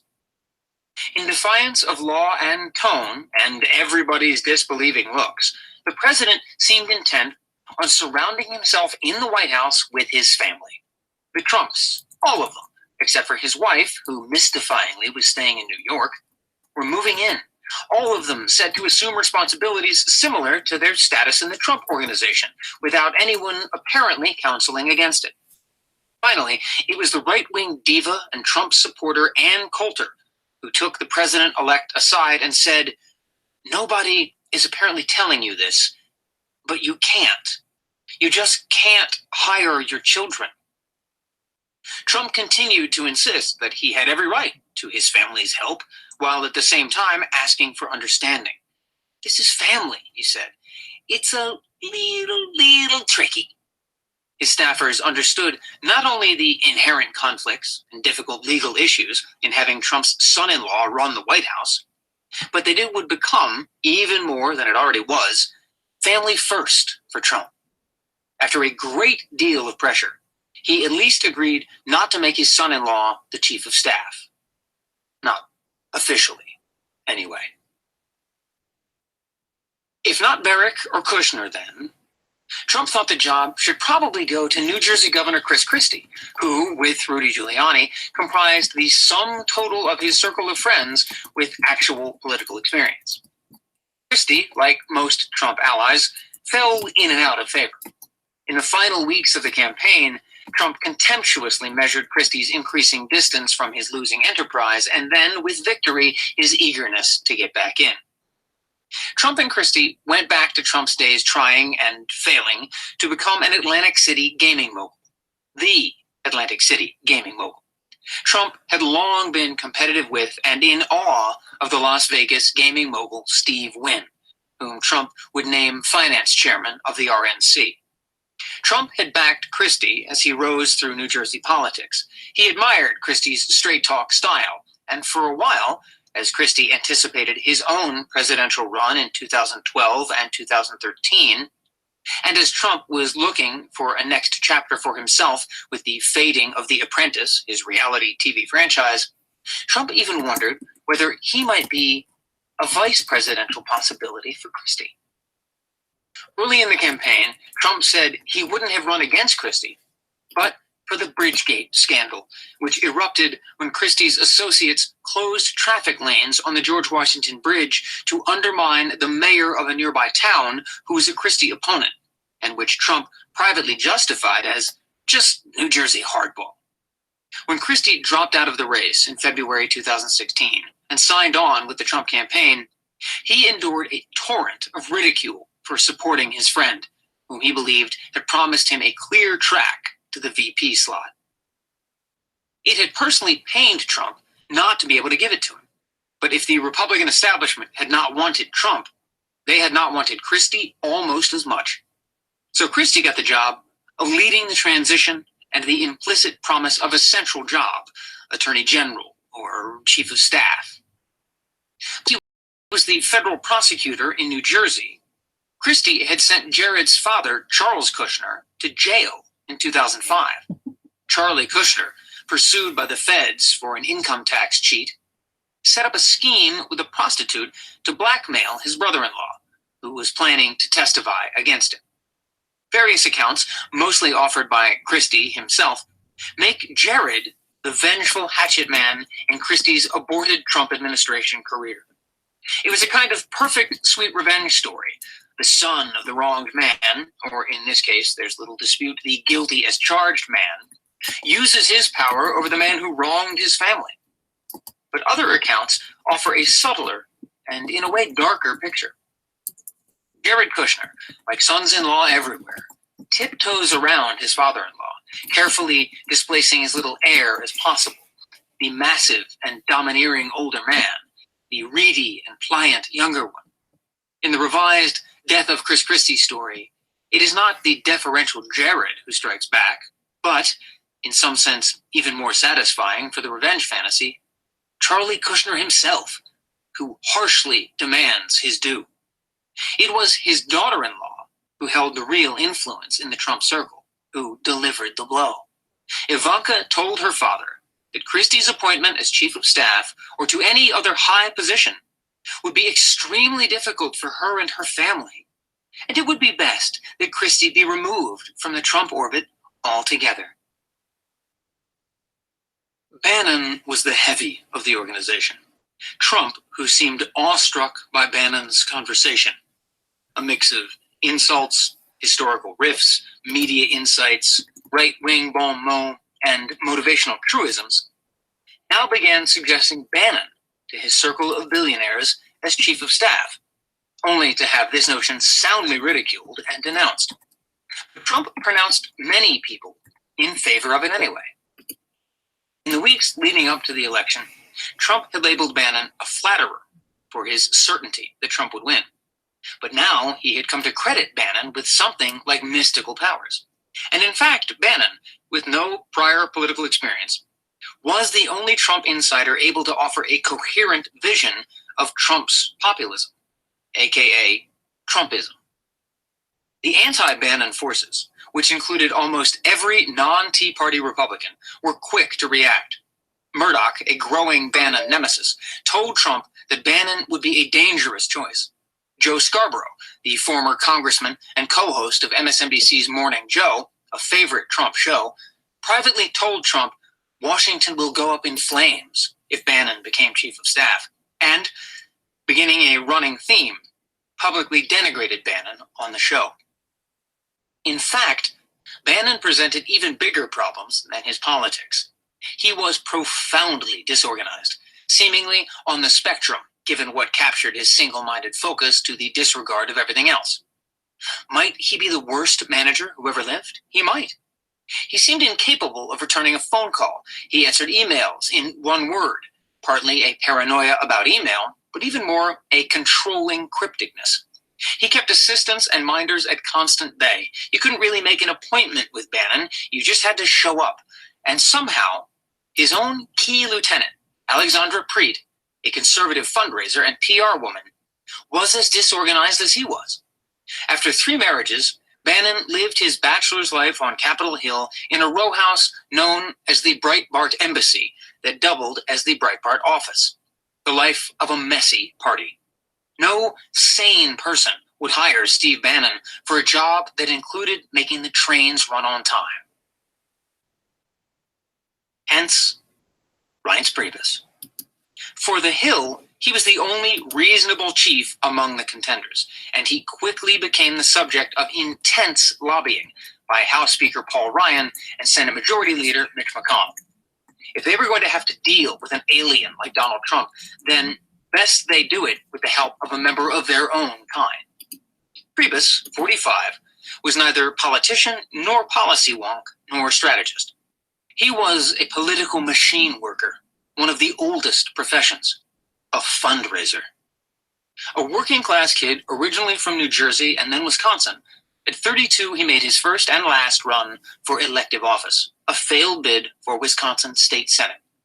He became the chairman of the state party and then the general counsel of the Republican National Committee. In 2011, he stepped up to chairmanship of the RNC.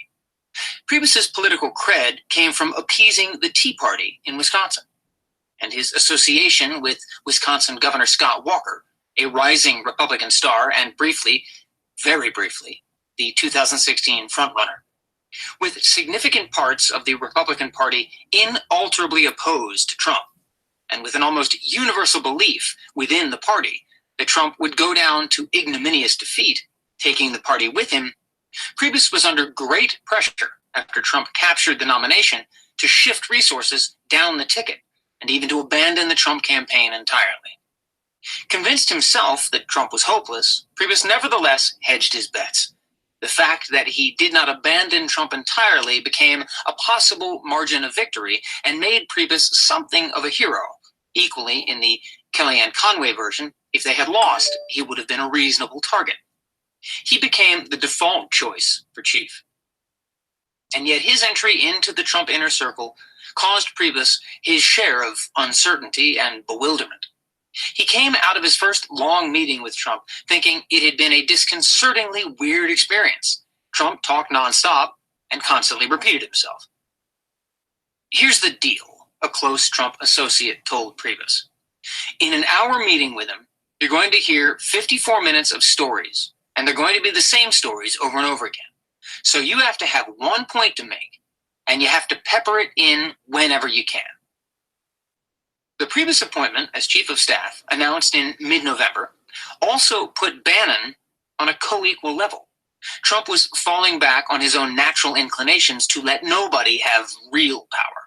Priebus, even with the top job, would be a weaker sort of figure in the traditional mold of most Trump lieutenants over the years. The choice also worked well for the other would-be chiefs. Tom Barrack could easily circumvent Priebus and continue to speak directly to Trump. Jared Kushner's position as son-in-law and soon top aide would not be impeded, and Steve Bannon, reporting directly to Trump, remained the undisputed voice of Trumpism in the White House.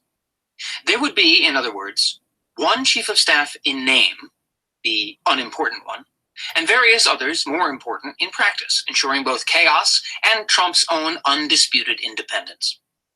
Jim Baker, chief of staff for both Ronald Reagan and George H.W. Bush, and almost everybody's model for managing the West Wing, advised Priebus not to take the job. The transmogrification of Trump from joke candidate to whisperer for a disaffected demographic to risible nominee to rent in the fabric of time president-elect did not inspire in him any larger sense of sober reflection. After the shock of it, he immediately seemed to rewrite himself as the inevitable president. One instance of his revisionism and of the new stature he now seemed to assume as president involved the lowest point of the campaign, the Billy Bush tape. His explanation in an off-the-record conversation with a friendly cable anchor was that it really wasn't me. The anchor acknowledged how unfair it was to be characterized by a single event. No, said Trump, it wasn't me. I've been told by people who understand this stuff about how easy it is to alter these things and put in voices and completely different people. He was the winner and now expected to be the object of awe, fascination, and favor. He expected this to be binary. A hostile media would turn into a fanish one. And yet here he was, the winner, who was treated with horror and depredations by a media that in the past, as a matter of course and protocol, could be depended on to shower lavish deference on an incoming president no matter who he was. Trump's shortfall of 3 million votes continued to rankle and was a subject best avoided. It was nearly incomprehensible to him that the same people, that is, the media, who had violently criticized him for saying he might dispute the election results, were now calling him illegitimate. Trump was not a politician who could parse factions of support and opprobrium. He was a salesman who needed to make a sale. I won. I am the winner. I am not the loser, he repeated incredulously, like a mantra. Bannon described Trump as a simple machine. The on switch was full of flattery, the off switch full of calumny. The flattery was dripping, slavish, cast in ultimate superlatives, and entirely disconnected from reality. So-and-so was the best, the most incredible, the ne plus ultra, the eternal. The calumny was angry, bitter, resentful, ever a casting out and closing of the iron door. This was the nature of Trump's particular salesmanship. His strategic belief was that there was no reason not to heap excessive puffery on a prospect. But if the prospect was ruled out as a buyer, there was no reason not to heap scorn and lawsuits on him or her.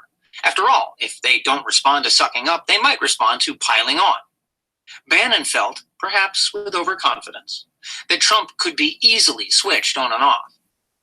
Against the background of a mortal war of wills, with the media, the Democrats, and the swamp, that Bannon was encouraging him to wage, Trump could also be courted. In some sense, he wanted nothing so much as to be courted. Amazon's Jeff Bezos, the owner of the Washington Post, which had become one of the many Trump media bête noire in the media world, nevertheless took pains to reach out not only to the president-elect, but to his daughter Ivanka. During the campaign, Trump said Amazon was getting away with murder tax-wise, and that if he won, ooh, did they have problems.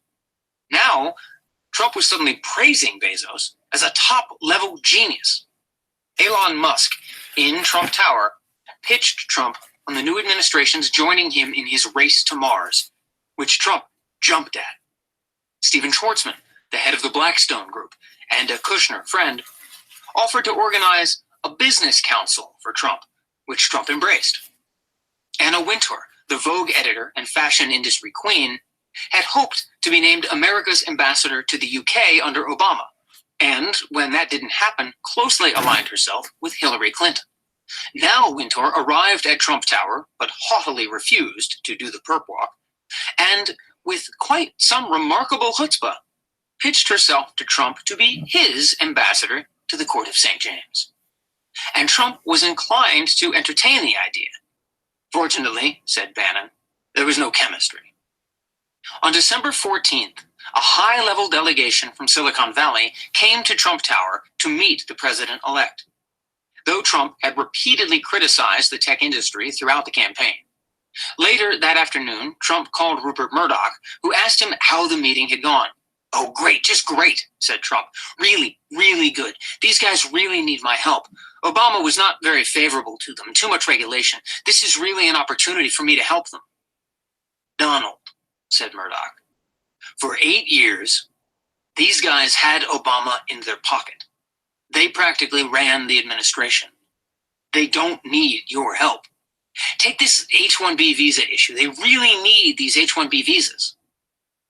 Murdoch suggested that taking a liberal approach to H-1B visas might be hard to square with his immigration promises, but Trump seemed unconcerned, assuring Murdoch, we'll figure it out. What a fucking idiot, said Murdoch, shrugging as he got off the phone. 10 days before Donald Trump's inauguration as the 45th president, a group of young Trump staffers, the men in regulation Trump suits and ties, the women in the Trump-favored look of high boots, short skirts, and shoulder-length hair, were watching President Barack Obama give his farewell speech as it streamed on a laptop in the transition offices.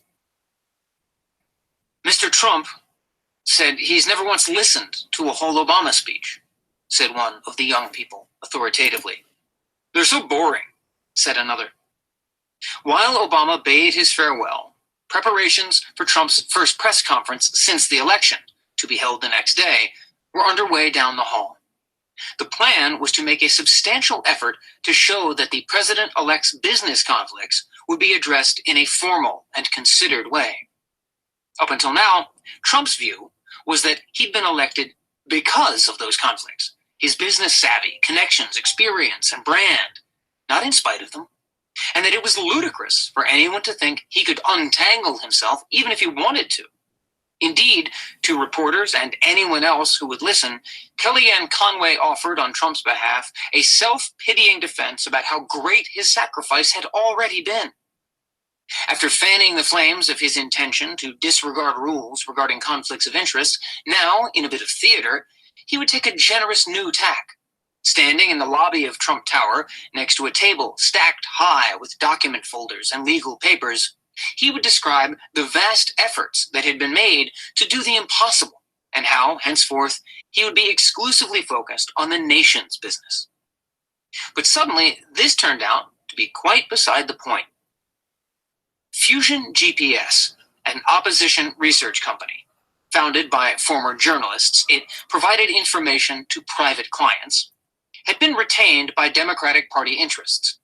Fusion had hired Christopher Steele, a former British spy, in June 2016 to help investigate Trump's repeated brags about his relationship with Vladimir Putin and the nature of Trump's relationship with the Kremlin.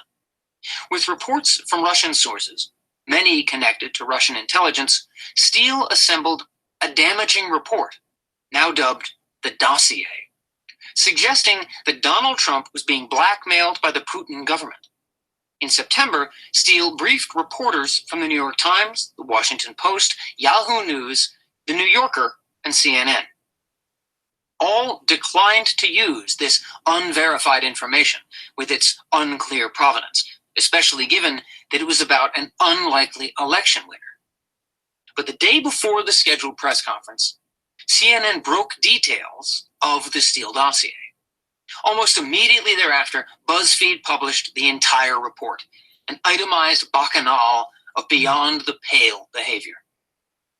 On the verge of Trump's ascendancy to the presidency, the media, with its singular voice on Trump matters, was propounding a conspiracy of vast proportions. The theory, suddenly presented as just this side of a likelihood, was that the Russians had suborned Donald Trump during a trip to Moscow with a crude blackmail scheme involving prostitutes and videotaped sexual acts pushing new boundaries of deviance, including golden showers. The implicit conclusion, a compromised Trump had conspired with the Russians to steal the election and to install him in the White House as Putin's dupe. If this was true, then the nation stood at one of the most extraordinary moments in the history of democracy, international relations, and journalism. If it was not true, and it was hard to fathom a middle ground, then it would seem to support the Trump view and the Bannon view, that the media, in also quite a dramatic development in the history of democracy, was so blinded by an abhorrence and revulsion, both ideological and personal, for the democratically elected leader, that it would pursue any avenue to take him down. Mark Hemingway, in the conservative but anti-Trump Weekly Standard, argued the novel paradox of two unreliable narrators dominating American public life. The president-elect spoke with little information and frequently no factual basis, while the frame the media has chosen to embrace is that everything the man does is, by default, unconstitutional or an abuse of power. On the afternoon of January 11th, these two opposing perceptions faced off in the lobby of Trump Tower. The political antichrist, a figure of dark but buffoonish scandal, in the pocket of America's epical adversary, versus the would-be revolutionary mob media, drunk on virtue, certainty, and conspiracy theories. Each represented, for the other side, a wholly discredited, fake version of reality. If these character notes seemed comic book in style, that was exactly how the press conference unfolded. First, Trump's encomiums to himself. I will be the greatest jobs producer that God ever created. A smattering of the issues before him. Veterans with a little cancer can't see a doctor until they're terminal. Then, the incredulity. I was in Russia years ago with the Miss Universe contest. Did very well.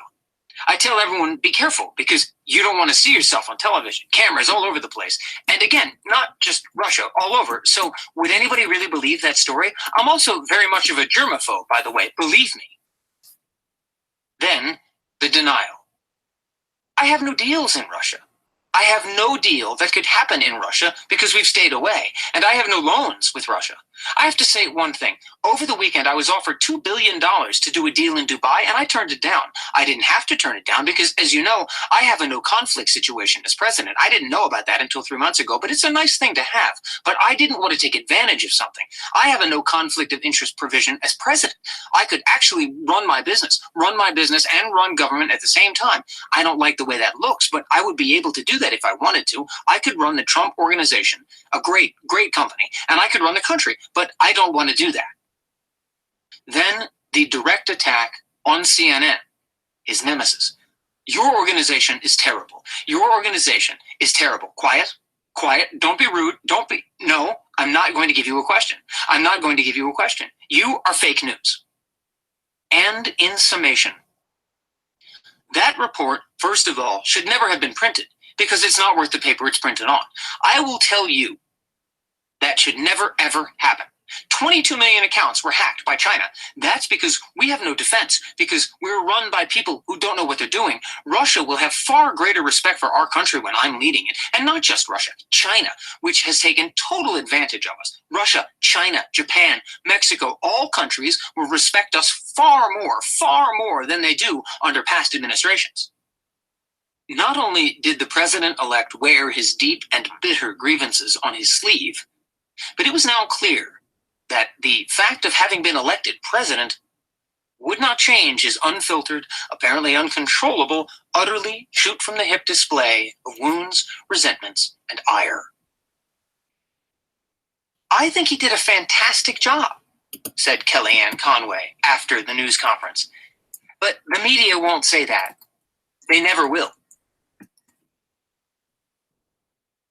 Chapter 3, Day 1. Jared Kushner, at 36, prided himself on his ability to get along with older men. By the time of Donald Trump's inauguration, he had become the designated intermediary between his father-in-law and the establishment, such as it was, more moderate Republicans, corporate interests, the New York rich. Having aligned to Kushner seemed to offer an alarmed elite a handle on a volatile situation. Several of his father-in-law's circle of confidants also confided in Kushner, often confiding their worries about their friend, the president-elect. I give him good advice about what he needs to do, and for 3 hours the next day he does it and then goes hopelessly off script, complained one of them to Trump's son-in-law. Kushner, whose pose was to take things in and not give much back, said he understood the frustration. These powerful figures tried to convey a sense of real-world politics, which they all claimed to comprehend at some significantly higher threshold than the soon-to-be president. They were all concerned that Trump did not understand what he was up against, that there was simply not enough method to his madness. Each of these interlocutors provided Kushner with something of a tutorial on the limitations of presidential power, that Washington was as much designed to frustrate and undermine presidential power as to accommodate it. Don't let him piss off the press. Don't let him piss off the Republican Party. Don't threaten congressmen because they will fuck you if you do. And most of all, don't let him piss off the intel community, said one national Republican figure to Kushner. If you fuck with the intel community, they will figure out a way to get back at you, and you'll have 2 or 3 years of a Russia investigation, and every day something else will leak out. A vivid picture was painted for the preternaturally composed Kushner of spies and their power, of how secrets were passed out of the intelligence community to former members of the community, or to other allies in Congress, or even to persons in the executive branch, and then to the press. One of Kushner's now frequent wise men callers was Henry Kissinger. Kissinger, who had been a front row witness when the bureaucracy and intelligence community revolted against Richard Nixon, outlined the kinds of mischief, and worse, that the new administration could face. Deep state, the left-wing and right-wing notion of an intelligence network permanent government conspiracy, part of the Breitbart lexicon, became the Trump team term of art. He's poked the deep state bare. Names were put to this: John Brennan, the CIA director; James Clapper, the director of national intelligence; Susan Rice, the outgoing national security advisor; and Ben Rhodes, Rice's deputy and an Obama favorite. Movie scenarios were painted. A cabal of intelligence community myrmidons privy to all sorts of damning evidence of Trump's recklessness and dubious dealings would, with a strategic schedule of wounding, embarrassing, and distracting leaks, make it impossible for the Trump White House to govern. What Kushner was told again and again is that the president had to make amends. He had to reach out. He had to mollify. These were forces not to be trifled with, was said with utmost gravity. Throughout the campaign, and even more forcefully after the election, Trump had targeted the American intelligence community, the CIA, FBI, NSC, and altogether 17 separate intelligence agencies, as incompetent and mendacious. His message was on autopilot, said one aide. Among the various and plentiful Trump mixed messages at odds with conservative orthodoxy, this was a particularly juicy one. His case against American intelligence included its faulty information about weapons of mass destruction that preceded the Iraq War, a litany of Obama, Afghanistan, Iraq, Syria, Libya, and other war-related intelligence failures, and more recently, but by no means least of all, intelligence leaks regarding his purported Russian relationships and subterfuges. Trump's criticism seemed to align him with the left in its half-century of making a boogeyman of American intelligence agencies. But in quite some reversal, the liberals and the intelligence community were now aligned in their horror of Donald Trump. Much of the left, which had resoundingly and scathingly rejected the intelligence community's unambiguous assessment of Edward Snowden as a betrayer of national secrets rather than a well-intentioned whistleblower, now suddenly embraced the intelligence community's authority in its suggestion of Trump's nefarious relationships with the Russians. Trump was dangerously out in the cold. Hence, Kushner thought, it was sensible to make a reach out to the CIA among the first orders of the new administration's business. Trump did not enjoy his own inauguration. He had hoped for a big blowout. Tom Barrack, the would-be showman, in addition to Michael Jackson's Neverland Ranch, he had bought Miramax Pictures from Disney with the actor Rob Lowe, may have declined the chief of staff job, but as part of his shadow involvement with his friend's White House, he stepped up to raise the money for the inaugural and to create an event that, seemingly quite at odds with the new president's character and with Steve Bannon's wish for a no-frills populist inauguration, he promised would have a soft sensuality and poetic cadence. Trump, imploring friends to use their influence to nail some of the A-level stars who were snubbing the event, started to get angry and hurt that stars were determined to embarrass him. Bannon, a soothing voice, as well as a professional agitator, tried to argue the dialectical nature of what they had achieved without using the word dialectical. Because Trump's success was beyond measure, or certainly beyond all expectations, the media and the liberals had to justify their own failure, he explained to the new president. In the hours before the inauguration, The whole of Washington seemed to be holding its breath. On the evening before Trump was sworn in, Bob Corker, the Republican senator from Tennessee and the chairman of the Senate Foreign Relations Committee, opened his remarks as the featured speaker at a gathering at the Jefferson Hotel with the existential question, "Where are things going?" He paused for a moment and then answered, as though from some deep well of bewilderment, "I have no idea." Later that evening, a concert at the Lincoln Memorial, part of an always awkward effort to import pop culture to Washington, ended up, absent any star power, with Trump himself taking the stage as the featured act, angrily insisting to aides that he could outdraw any star. Dissuaded by his staff from staying at the Trump International Hotel in Washington and regretting his decision, the president-elect woke up on inaugural morning complaining about the accommodations at Blair House, the official guest residence across the street from the White House. Too hot, bad water pressure, bad bed. His temper did not improve. Throughout the morning, he was visibly fighting with his wife, who seemed on the verge of tears, and would return to New York the next day. Almost every word he addressed to her was sharp and peremptory. Kellyanne Conway had taken up Melania Trump as a personal PR mission, promoting the new First Lady as a vital pillar of support for the president and a helpful voice in her own right, and was trying to convince Trump that she could have an important role in the White House. But in general, the Trump's relationship was one of those things nobody asked too many questions about, another mysterious variable in the presidential mood. At the ceremonial meeting of the soon-to-be new president and the soon-to-be old president at the White House, which took place just before they set off for the swearing-in ceremony, Trump believed the Obamas acted disdainfully, very arrogant, toward him and Melania. Instead of wearing a game face, going into the inaugural events, the president-elect wore what some around him had taken to calling his golf face. Angry and pissed off, shoulders hunched, arms swinging, brow furrowed, lips pursed. This had become the public Trump. Truculent Trump. An inauguration is supposed to be a love-in. The media gets a new and upbeat story. For the party faithful, happy times are here again. For the permanent government, the swamp, it's a chance to curry favor and seek new advantage. For the country, it's a coronation.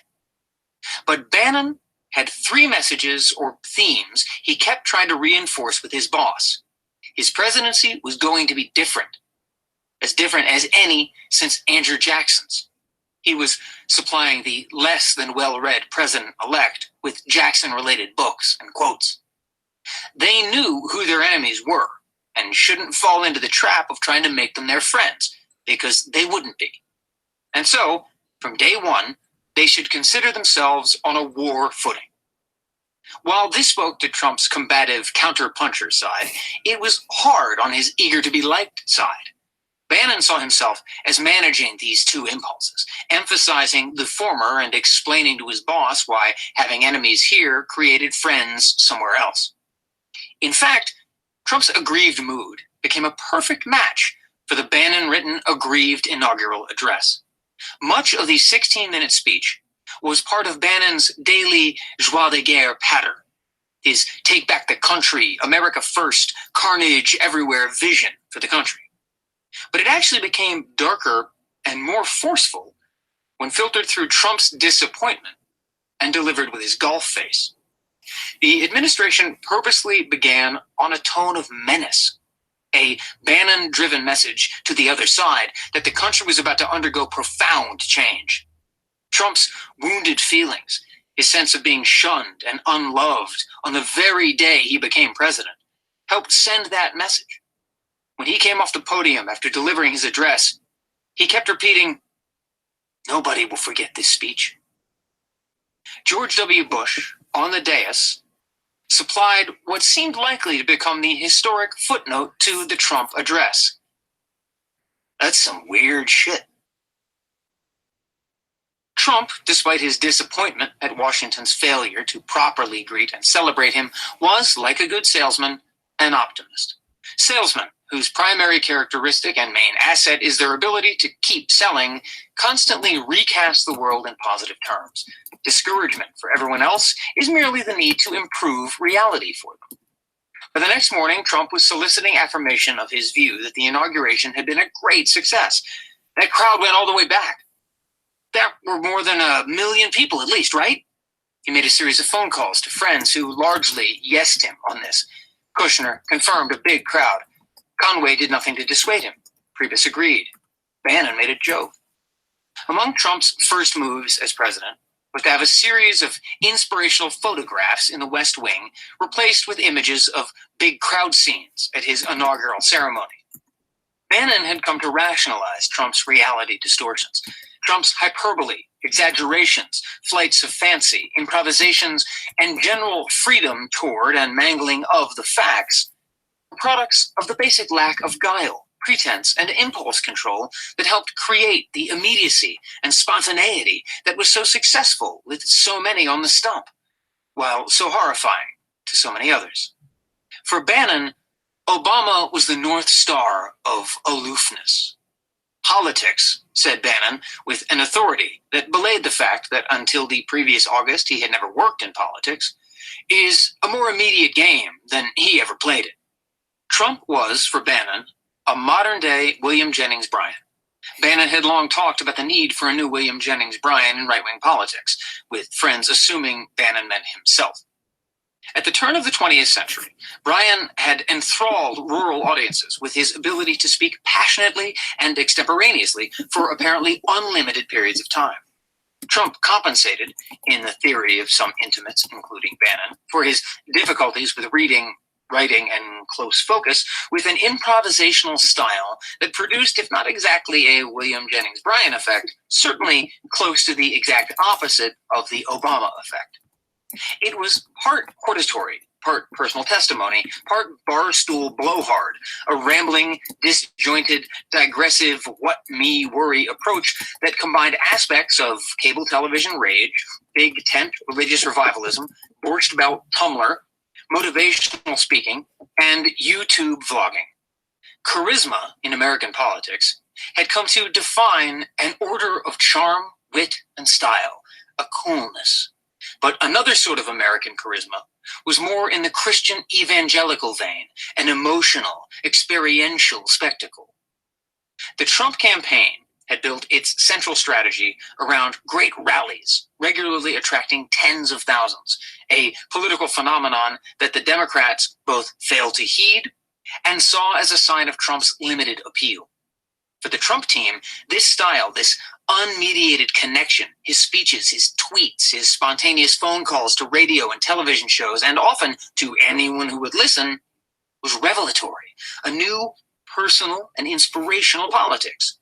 For the other side, it was clownishness that, at best, aspired to the kind of raw, authoritarian demagoguery that had long been discredited by and assigned to history, and that, when it appeared in American politics, reliably failed.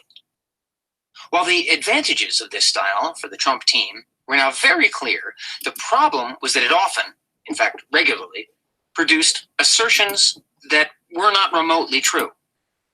This had led increasingly to the two different realities theory of Trump politics. In the one reality, which encompassed most of Trump's supporters, his nature was understood and appreciated. He was the anti-wonk. He was the counter-expert. His was the gut call. He was the everyman. He was jazz. Some, in the telling, made it rap. Everybody else, an earnest folk music. In the other reality, in which resided most of his antagonists, his virtues were grievous, if not mental and criminal flaws. In this reality lived the media, which, with its conclusion of a misbegotten and bastard presidency, believed it could diminish him and wound him and wind him up and rob him of all credibility by relentlessly pointing out how literally wrong he was. The media, adopting a shocked morality, could not fathom how being factually wrong was not an absolute ending in itself. How could this not utterly shame him? How could his staff defend him? The facts were the facts. Defying them or ignoring them or subverting them made you a liar. intending to deceive, bearing false witness. A minor journalism controversy broke out about whether these untruths should be called inaccuracies or lies. In Bannon's view, 1, Trump was never going to change. 2, trying to get him to change would surely cramp his style. 3, it didn't matter to Trump's supporters. 4, the media wasn't going to like him anyway. 5, it was better to play against the media than to the media. 6, the media's claim to be the protector of factual probity and accuracy was itself a sham. 7, the Trump revolution was an attack on conventional assumptions and expertise. So better to embrace Trump's behavior than try to curb it or cure it.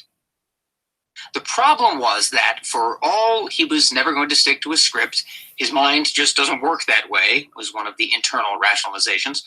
Trump craved media approval.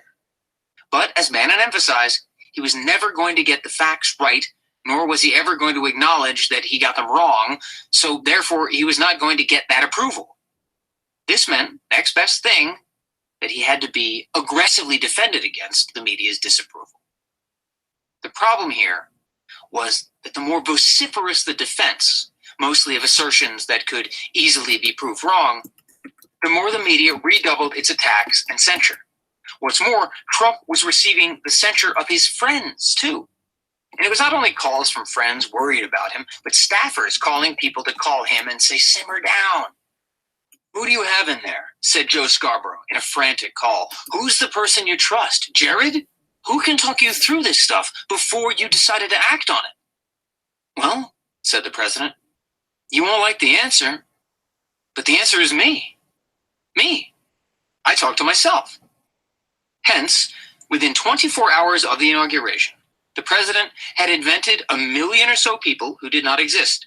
He sent his new press secretary, Sean Spicer, whose personal mantra would shortly become, "You can't make this shit up," to argue his case in a media moment that turned Spicer, quite a buttoned-down political professional, into a national joke, which he seemed destined to never recover from.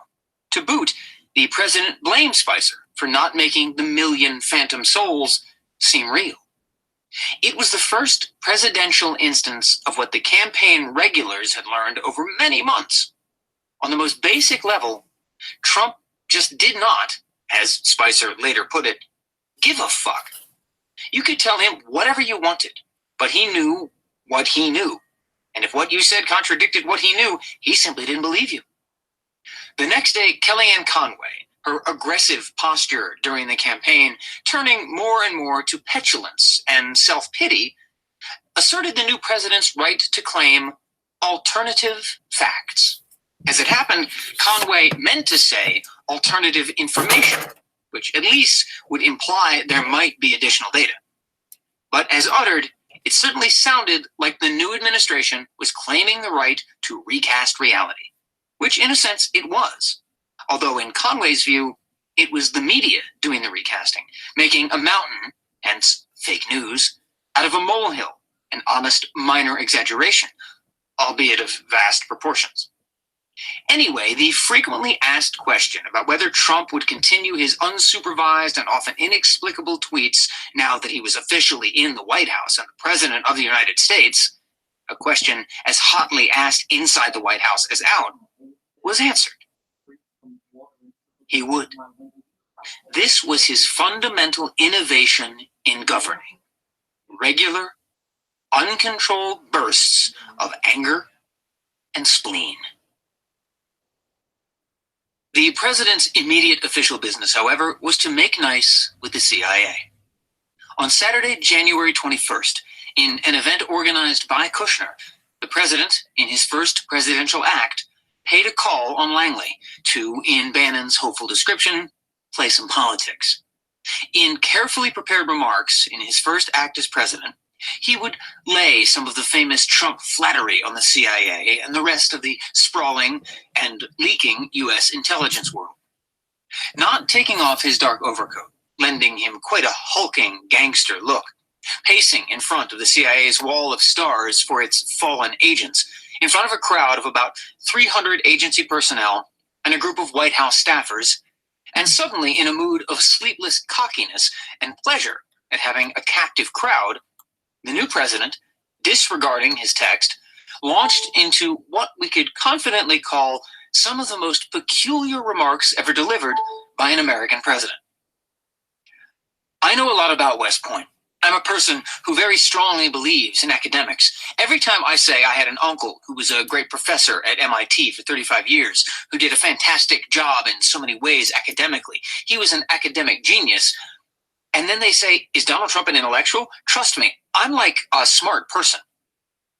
Which was all somehow by way of praise for the new, soon-to-be confirmed CIA director, Mike Pompeo, who had attended West Point and who Trump had brought with him to stand in the crowd, and who now found himself as bewildered as everyone else. You know, when I was young, of course, I feel young. I feel like I was 30, 35, 39. Somebody said, "Are you young?" I said, "I think I'm young." I was stopping in the final months of the campaign. 4 stops, 5 stops, 7 stops, speeches in front of 25, 30,000 people, 15, 19,000. I feel young. I think we're all so young. When I was young, we were always winning things in this country. We'd win with trade. We'd win with wars. At a certain age, I remember hearing from one of my instructors, the United States has never lost a war. And then after that, it's like we haven't won anything. You know the old expression, to the victor belongs the spoils. You remember, I always say, keep the oil. Who should keep the oil? Asked a bewildered CIA employee leaning over to a colleague in the back of the room. I wasn't a fan of Iraq. I didn't want to go into Iraq, but I will tell you, when we were in, we got out wrong. And I always said, in addition to that, keep the oil. Now, I said it for economic reasons, but if you think about it, Mike, he called out across the room, addressing the soon-to-be director, if we kept the oil, we wouldn't have ISIS, because that's where they made their money in the first place. So that's why we should have kept the oil. But okay, maybe you'll have another chance. But the fact is, we should have kept the oil. The president paused and smiled with evident satisfaction. The reason you were my first stop, as you know, I have a running war with the media. They are among the most dishonest human beings on earth, and they sort of made it sound like I had a feud with the intelligence community. And I just want to let you know the reason you're the number one stop is exactly the opposite, exactly. And they understand that. I was explaining about the numbers. We did a thing yesterday at the speech. Did everybody like the speech? You had to like it. But we had a massive field of people. You saw them, packed. I get up this morning, I turn on one of the networks, and they show an empty field. And I say, wait a minute. I made a speech. I looked out. The field it looked like 1.5 million people. They showed a field where there were practically nobody standing there. And they said Donald Trump did not draw well. And I said it was almost raining. The rain should have scared them away. But God looked down and said, we're not going to let it rain on your speech. And in fact, when I first started, I said, ooh, no, first line, I got hit by a couple of drops. And I said, ooh, this is too bad, but we'll go right through it. The truth is it stopped immediately. No, it didn't. One of the staffers traveling with him said reflexively, then catching herself and, with a worried look, glancing around to see if she had been overheard. And then it became really sunny, and I walked off, and it poured right after I left. It poured, but we have something amazing because, honestly, it looked like 1.5 million people. Whatever it was. But it went all the way back to the Washington Monument, and by mistake, I get this network, and it showed an empty field, and it said we drew 250,000 people. Now, that's not bad, but it's a lie. And we had another one yesterday, which was interesting. In the Oval Office, there's a beautiful statue of Dr. Martin Luther King. And I also happen to like Churchill, Winston Churchill. I think most of us like Churchill. Doesn't come from our country, but had a lot to do with it. Helped us.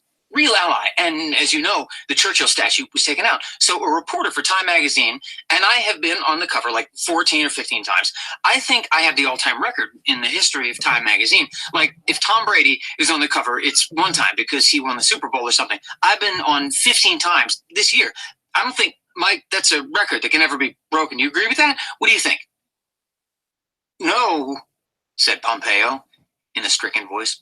But I will say that they said it was very interesting that Donald Trump took down the bust, the statue of Dr. Martin Luther King, and it was right there. There was a cameraman that was in front of it. So Zeke from Time magazine writes a story that I took it down.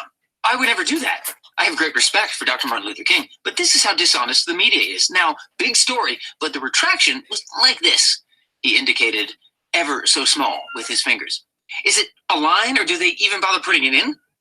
I only like to say, I love honesty. I like honest reporting. I will tell you final time, although I will say it when you let in your thousands of other people who have been trying to come in because I'm coming back. We may have to get you a larger room, and we may have to get you a larger room, and maybe it will be built by somebody that knows how to build, and we won't have columns. You understand that? We get rid of the columns, but I just wanted to say that I love you. I respect you. There's nobody I respect more. You do a fantastic job, and we're going to start winning again, and you're going to be leading the charge, so thank you all very much.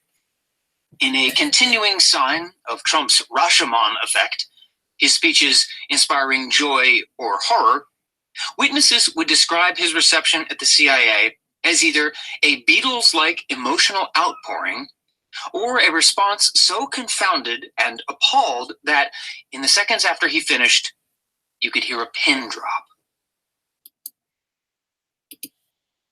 Chapter 4. Bannon. Steve Bannon was the first Trump senior staffer in the White House after Trump was sworn in. On the inauguration march, he had grabbed the newly appointed Deputy Chief of Staff, Katie Walsh, Reince Priebus's deputy at the RNC, and together they had peeled off to inspect the now vacant West Wing. The carpet had been shampooed, but little else had changed. It was a warren of tiny offices in need of paint, not rigorously cleaned on a regular basis, the decor something like an admissions office at a public university. Bannon claimed the nondescript office across from the much grander Chief of Staff suite, and he immediately requisitioned the whiteboards on which he intended to chart the first 100 days of the Trump administration. And right away, he began moving furniture out. The point was to leave no room for anyone to sit. There were to be no meetings, at least no meetings where people could get comfortable. Limit discussion, limit debate. This was war. This was a war room. Many who had worked with Bannon on the campaign and through the transition shortly noticed a certain change. Having achieved one goal, he was clearly on to another. An intense man, he was suddenly at an even higher level of focus and determination. "What's up with Steve?" Kushner began to ask. And then, "Is something wrong with Steve?" And then finally, "I don't understand. We were so close." Within the first week, Bannon seemed to have put away the camaraderie of Trump Tower, including a willingness to talk at length at any hour, and became far more remote, if not unreachable. He was focused on my shit. He was just getting things done. But many felt that getting things done was more about him hatching plots against them. And certainly, among his basic character notes, Steve Bannon was a plotter. Strike before being struck, anticipate the moves of others, counter them before they can make their moves. To him, this was seeing things ahead, focusing on a set of goals. The first goal was the election of Donald Trump. The second, the staffing of the Trump government. Now it was capturing the soul of the Trump White House. And he understood what others did not yet. This would be a mortal competition. In the early days of the transition, Bannon had encouraged the Trump team to read David Halberstam's The Best and the Brightest. One of the few people who seem actually to have taken him up on this reading assignment was Jared Kushner. A very moving experience reading this book. It makes the world clear, amazing characters, and all true, Bannon enthused. This was a personal bit of branding. Bannon made sure to exhibit the book to many of the liberal reporters he was courting, but he was also trying to make a point, an important one, considering the slapdash nature of the transition team's staffing protocols. Be careful who you hire. Halberstam's book, published in 1972, is a Tolstoyan effort to understand how great figures of the academic, intellectual, and military world who had served during the Kennedy and Johnson years had so grievously misapprehended the nature of the Vietnam War and mishandled its prosecution.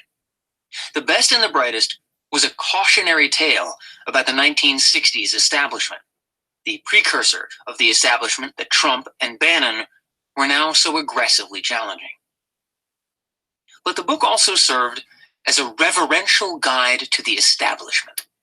For the 1970s generation of future policy experts, would-be world leaders, and Ivy League journalists aiming for big-time careers, though it was Bannon's generation, he was far outside this self-selected elite circle. The best and the brightest was a handbook about the characteristics of American power and the routes to it. Not just the right schools and right backgrounds, although that too, but the attitudes, conceits, affect, and language that would be most conducive to finding your way into the American power structure. Many saw the book as a set of prescriptions about how to get ahead, rather than, as intended, what not to do when you are ahead. The best and the brightest described the people who should be in power. A college-age Barack Obama was smitten with the book, as was Rhodes Scholar Bill Clinton. Halberstam's book defined the look and feel of White House power. His language, resonant and imposing, and often boffo-pompous, had set the tone for the next half-century of official presidential journalism. Even scandalous or unsuccessful tenants of the White House were treated as unique figures who had risen to the greatest heights after mastering a Darwinian political process. Bob Woodward, who helped bring Nixon down, and who himself became a figure of unchallengeable presidential myth-making, wrote a long shelf of books in which even the most misguided presidential actions seemed part of an epical march of ultimate responsibility and life-and-death decision-making. Only the most hard-hearted reader would not entertain a daydream in which he or she was not part of this awesome pageant. Steve Bannon was such a daydreamer. But if Halberstam defined the presidential mean, Trump defied it and defiled it. Not a single attribute would place him credibly in the revered circle of American presidential character and power, which was, in a curious reversal of the book's premise, just what created Steve Bannon's opportunity. The less likely a presidential candidate is, the more unlikely and often inexperienced his aides are. That is, an unlikely candidate can attract only unlikely aides, as the likely ones go to the more likely candidates. When an unlikely candidate wins, and as outsiders become ever more the quadrennial flavor of the month, the more likely an unlikely candidate is to get elected, ever more peculiar people fill the White House. Of course, a point about the Halberstam book and about the Trump campaign was that the most obvious players make grievous mistakes too. Hence, in the Trump narrative, unlikely players far outside the establishment hold the true genius. Still, few have been more unlikely than Steve Bannon. At 63, Bannon took his first formal job in politics when he joined the Trump campaign. Chief strategist, his title in the new administration, was his first job not just in the federal government, but in the public sector. Strategist, scoffed Roger Stone, who, before Bannon, had been one of Trump's chief strategists. Other than Trump himself, Bannon was certainly the oldest, inexperienced person ever to work in the White House. It was a flaky career that got him here. Catholic school in Richmond, Virginia, then a local college, Virginia Tech, then 7 years in the Navy, a lieutenant on ship duty, and then in the Pentagon. While on active duty, he got a master's degree at Georgetown School of Foreign Service, but then he washed out of his naval career. Then an MBA from Harvard Business School, then 4 years as an investment banker at Goldman Sachs, his final 2 years focusing on the media industry in Los Angeles, but not rising above a mid-level position. In 1990, at the age of 37, Bannon entered peripatetic entrepreneurhood under the auspices of Bannon and Company, a financial advisory firm to the entertainment industry. This was something of a hustler's shell company, hanging out a shingle in an industry with a small center of success and concentric rings radiating out of rising, aspiring, falling, and failing strivers. Bannon and Company, skirting falling and failing, made it to aspiring, by raising small amounts of money for independent film projects, none a hit. Bannon was rather a movie figure himself. A-type, alcohol, bad marriages, cash-strapped in a business where the measure of success is excesses of riches, ever scheming, ever disappointed. For a man with a strong sense of his own destiny, he tended to be hardly noticed. John Corzine, the former Goldman chief and future United States Senator and governor of New Jersey, climbing the Goldman ranks when Bannon was at the firm, was unaware of Bannon. Bannon was appointed head of the Trump campaign and became an overnight press sensation, or question mark. His credentials suddenly included a convoluted story about how Bannon and company had acquired a stake in the mega hit show Seinfeld, and hence its 20-year run of residual profits.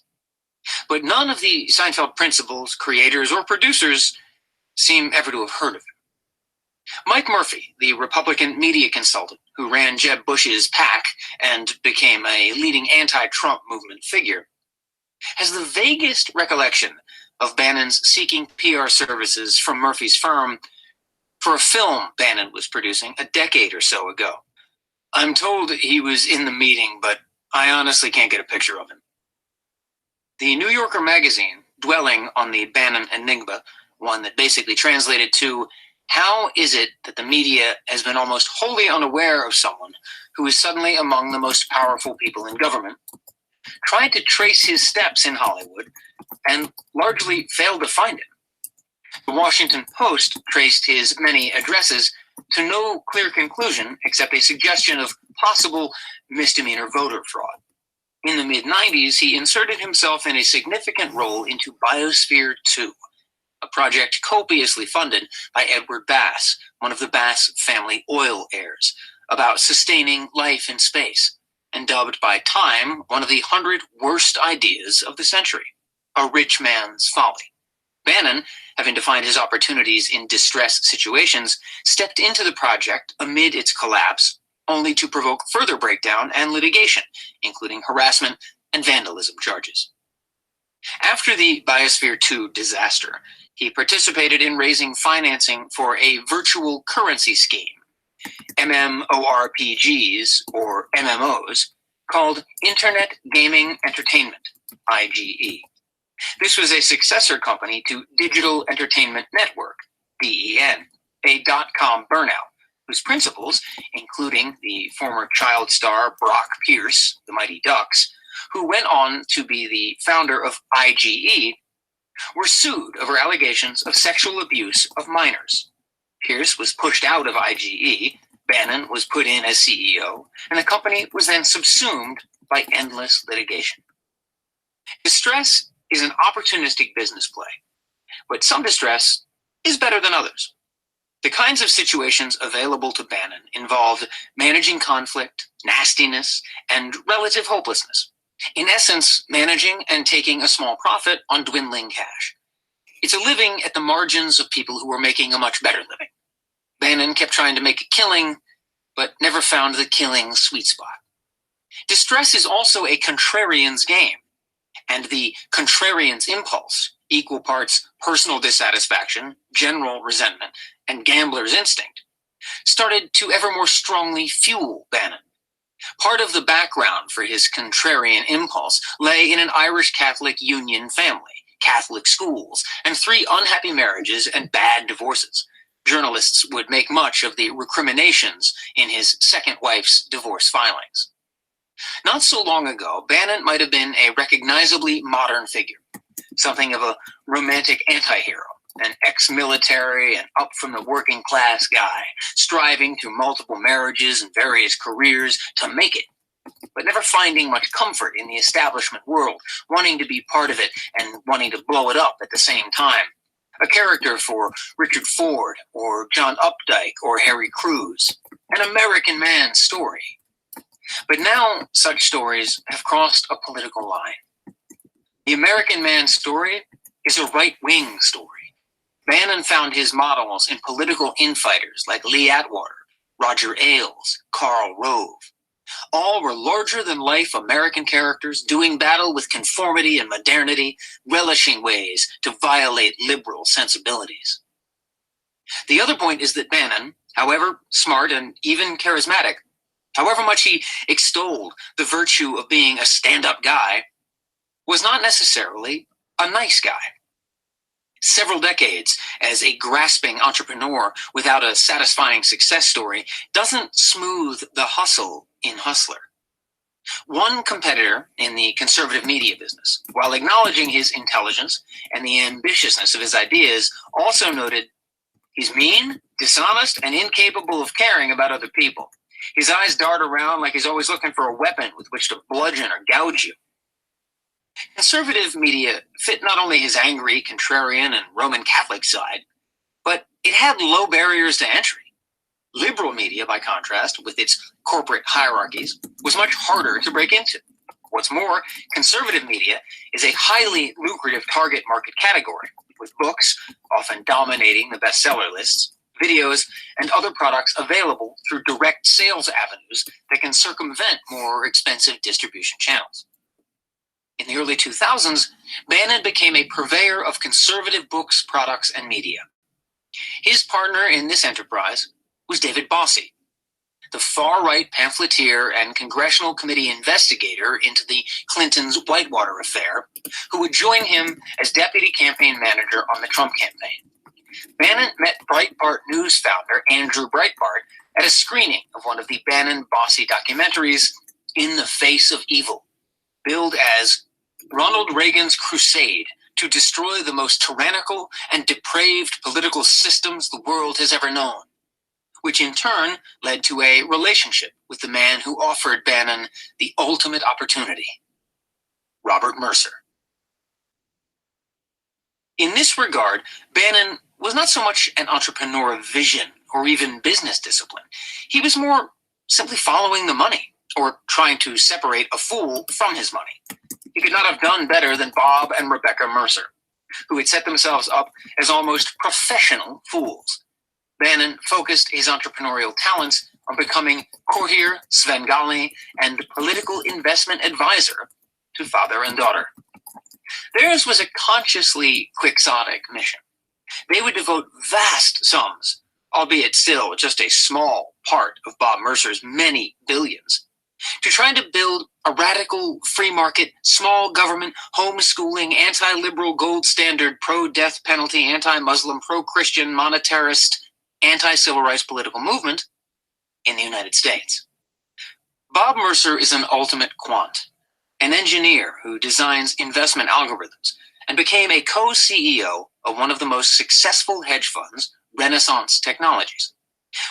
With his daughter, Rebecca, Mercer set up what is in effect a private Tea Party movement, self-funding whatever Tea Party or alt-right project took their fancy. Father and daughter are far out on the odd spectrum.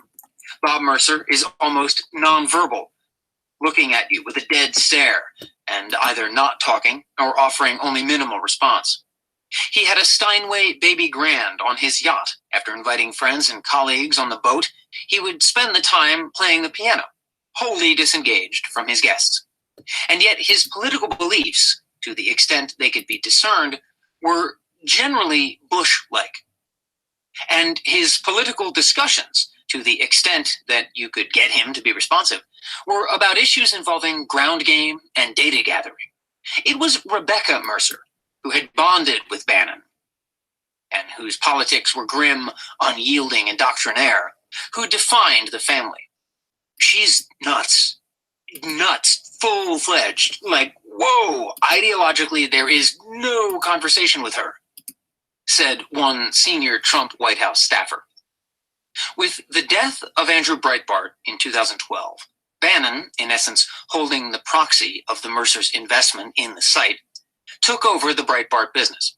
He leveraged his gaming experience into using Gamergate, a precursor alt-right movement that coalesced around an antipathy toward and harassment of women working in the online gaming industry, to build vast amounts of traffic through the virality of political memes.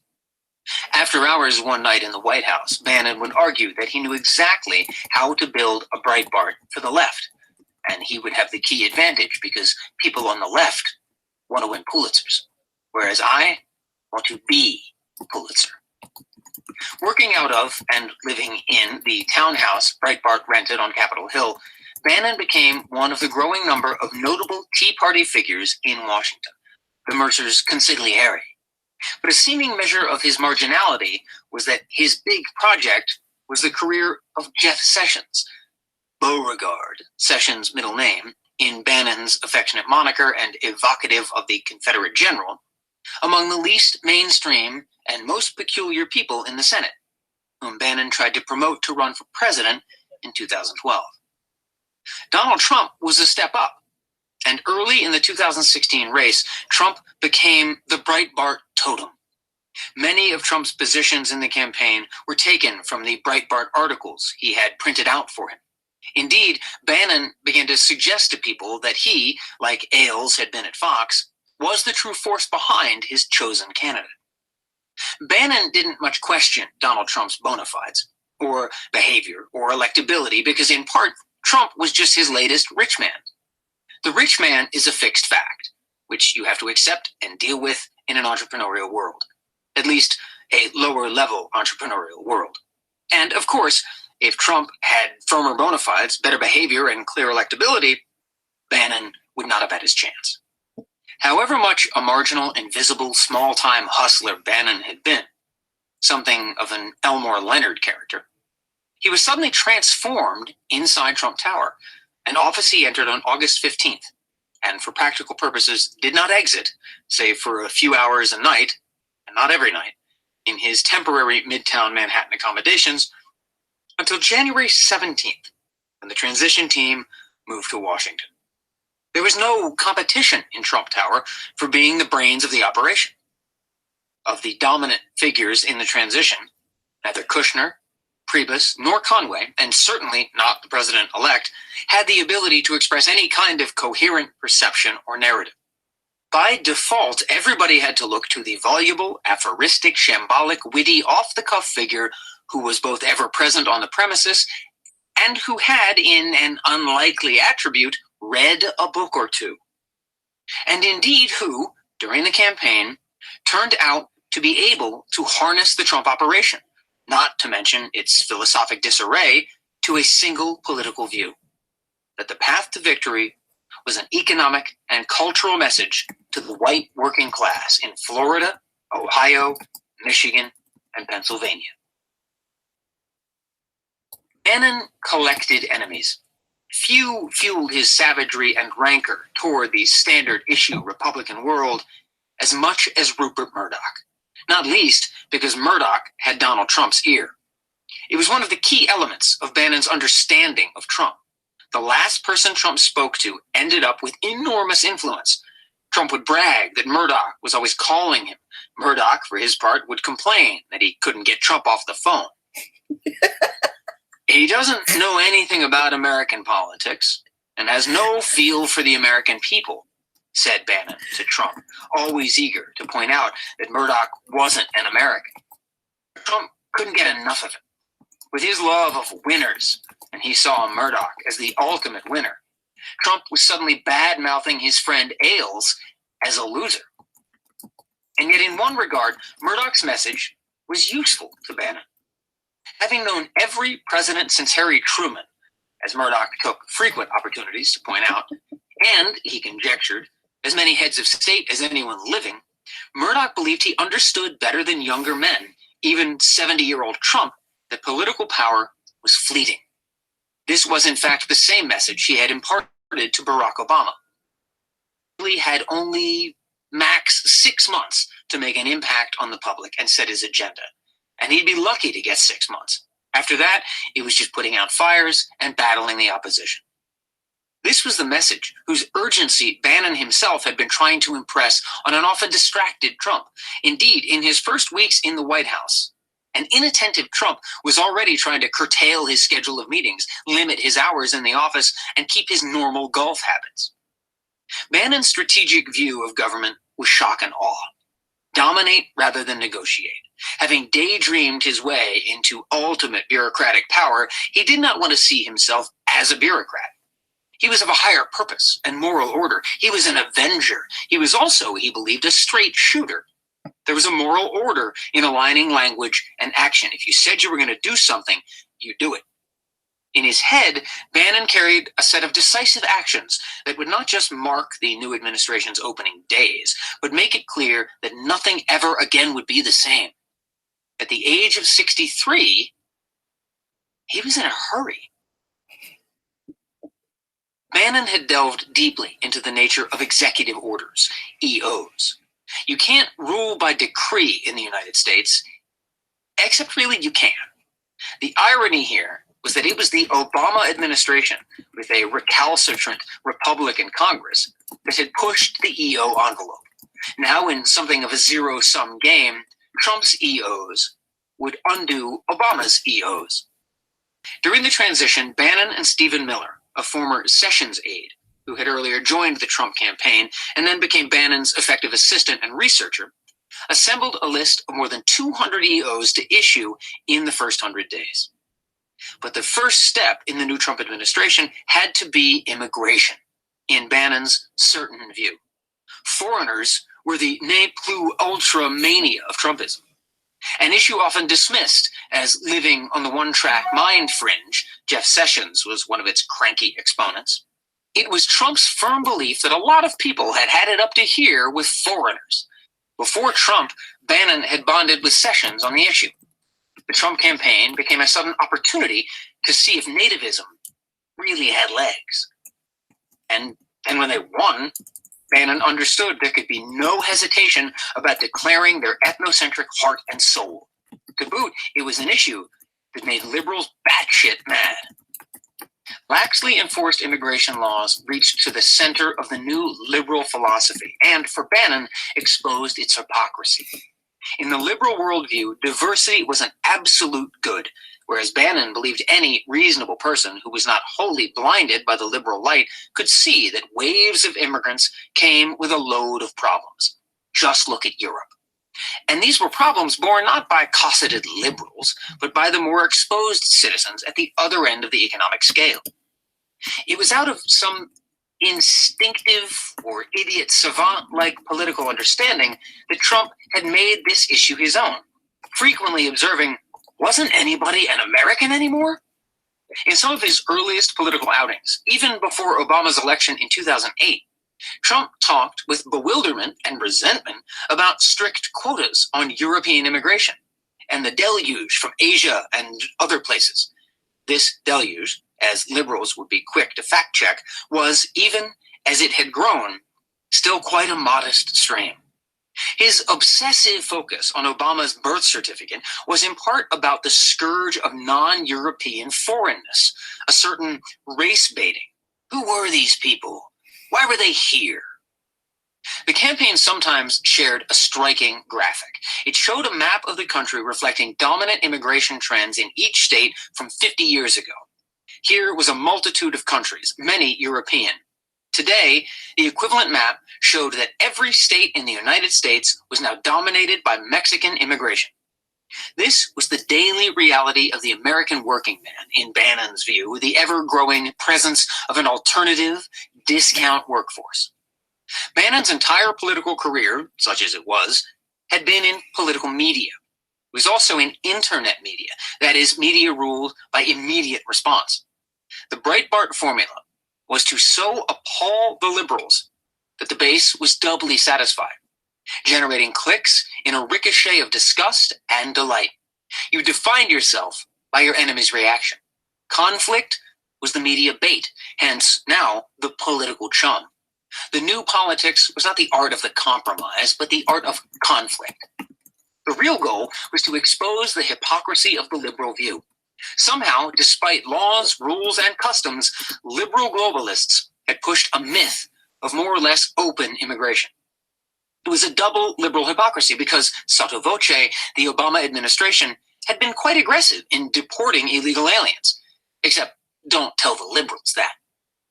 "People want their countries back," said Bannon. A simple thing. Bannon meant his EO to strip away the liberal conceits on an already illiberal process. Rather than seeking to accomplish his goals with the least amount of upset, keeping liberal fig leaves in place, he sought the most. Why would you? Was the logical question of anyone who saw the higher function of government as avoiding conflict. This included most people in office.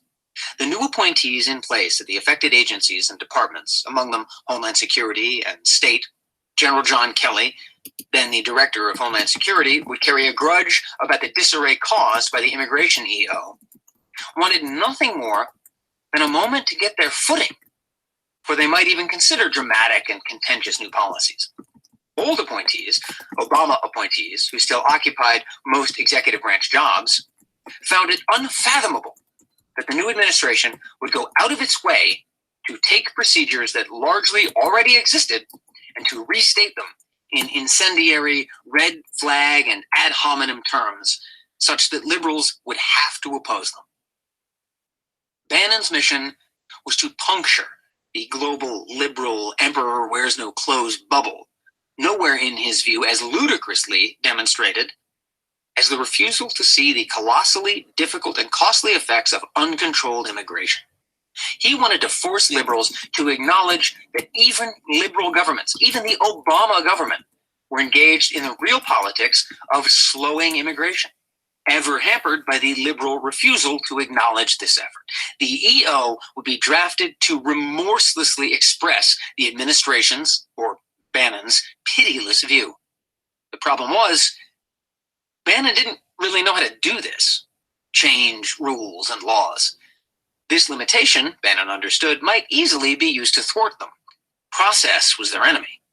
But just doing it, the hell with how, and doing it immediately, could be a powerful countermeasure.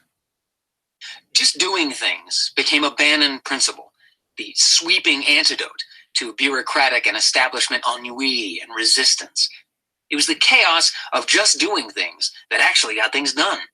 Except even if you assumed that not knowing how to do things didn't much matter if you just did them, it was still not clear who was going to do what you wanted to do. Or a corollary, because nobody in the Trump administration really knew how to do anything, it was therefore not clear what anyone did. Sean Spicer, whose job was literally to explain what people did and why, often simply could not, because nobody really had a job, because nobody could do a job.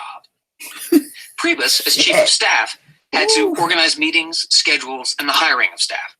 He also had to oversee the individual functions of the executive office departments. But Bannon, Kushner, Conway, and the president's daughter actually had no specific responsibilities. They could make it up as they went along. They did what they wanted. They would seize the day if they could, even if they really didn't know how to do what they wanted to do. Bannon, for instance, even driven by his imperative just to get things done, did not use a computer. How did he do anything? Katie Walsh wondered. That was the difference between big visions and small. Process was bunk. Expertise was the last refuge of liberals, ever defeated by the big picture. The will to get big things done was how big things got done. Don't sweat the small stuff was a pretty good gist of Donald Trump's and Steve Bannon's worldview. Chaos was Steve's strategy, said Walsh. Bannon got Stephen Miller to write the immigration EO. Miller, a 55-year-old trapped in a 32-year-old's body, was a former Jeff Sessions staffer brought onto the Trump campaign for his political experience. Except other than being a dedicated far-right conservative, it was unclear what particular abilities accompanied Miller's political views. He was supposed to be a speechwriter, but if so, he seemed restricted to bullet points and unable to construct sentences. He was supposed to be a policy advisor, but knew little about policy. He was supposed to be the House intellectual, but was militantly unread. He was supposed to be a communication specialist, but he antagonized almost everyone. Bannon, during the transition, sent him to the internet to learn about and to try to draft the EO. By the time he arrived in the White House, Bannon had his back-of-the-envelope executive order on immigration and his travel ban, a sweeping Trumpian exclusion of most Muslims from the United States, only begrudgingly whittled down, in part at Priebus's urging, to what would shortly be perceived as merely draconian. In the mania to seize the day, with an almost total lack of knowing how, the nutty inaugural crowd numbers and the wacky CIA speech were followed without almost anybody in the federal government having seen it or even being aware of it by an executive order overhauling U.S. immigration policy. Bypassing lawyers, regulators, and the agencies and personnel responsible for enforcing it, President Trump, with Bannon's low, intense voice behind him, offering a rush of complex information, signed what was put in front of him. On Friday, January 27th, the travel ban was signed and took immediate effect. The result was an emotional outpouring of horror and indignation from liberal media, terror in immigrant communities, tumultuous protests at major airports, confusion throughout the government, and, in the White House, an inundation of lectures, warnings, and opprobrium from friends and family. What have you done? Do you know what you're doing? You have to undo this. You're finished before you even start. Who is in charge there? But Steve Bannon was satisfied. He could not have hoped to draw a more vivid line between the two Americas, Trump's and liberals, and between his White House and the White House inhabited by those not yet ready to burn the place down. Why did we do this on a Friday when it would hit the airports hardest and bring out the most protesters? Almost the entire White House staff demanded to know. That's why, said Bannon. So the snowflakes would show up at the airports and riot. That was the way to crush the liberals, make them crazy, and drag them to the left. Chapter 5. Jervanka. On the Sunday after the immigration order was issued, Joe Scarborough and his co-host on the MSNBC show Morning Joe, Mika Brzezinski, came for lunch at the White House. Scarborough is a former Republican congressman from Pensacola, Florida, and Brzezinski is the daughter of Zbigniew Brzezinski, a high-ranking aide in the Johnson White House and Jimmy Carter's national security advisor. Morning Joe had gone on the air in 2007 and developed a following among New York political and media types. Trump was a longtime devotee. Early in the 2016 campaign, with a change of leadership at NBC News, it seemed likely that the show, its ratings falling, would be canceled. But Scarborough and Brzezinski embraced their relationship with Trump and became one of the few media outlets not only with a positive outlook on him, but that seemed to know his thinking.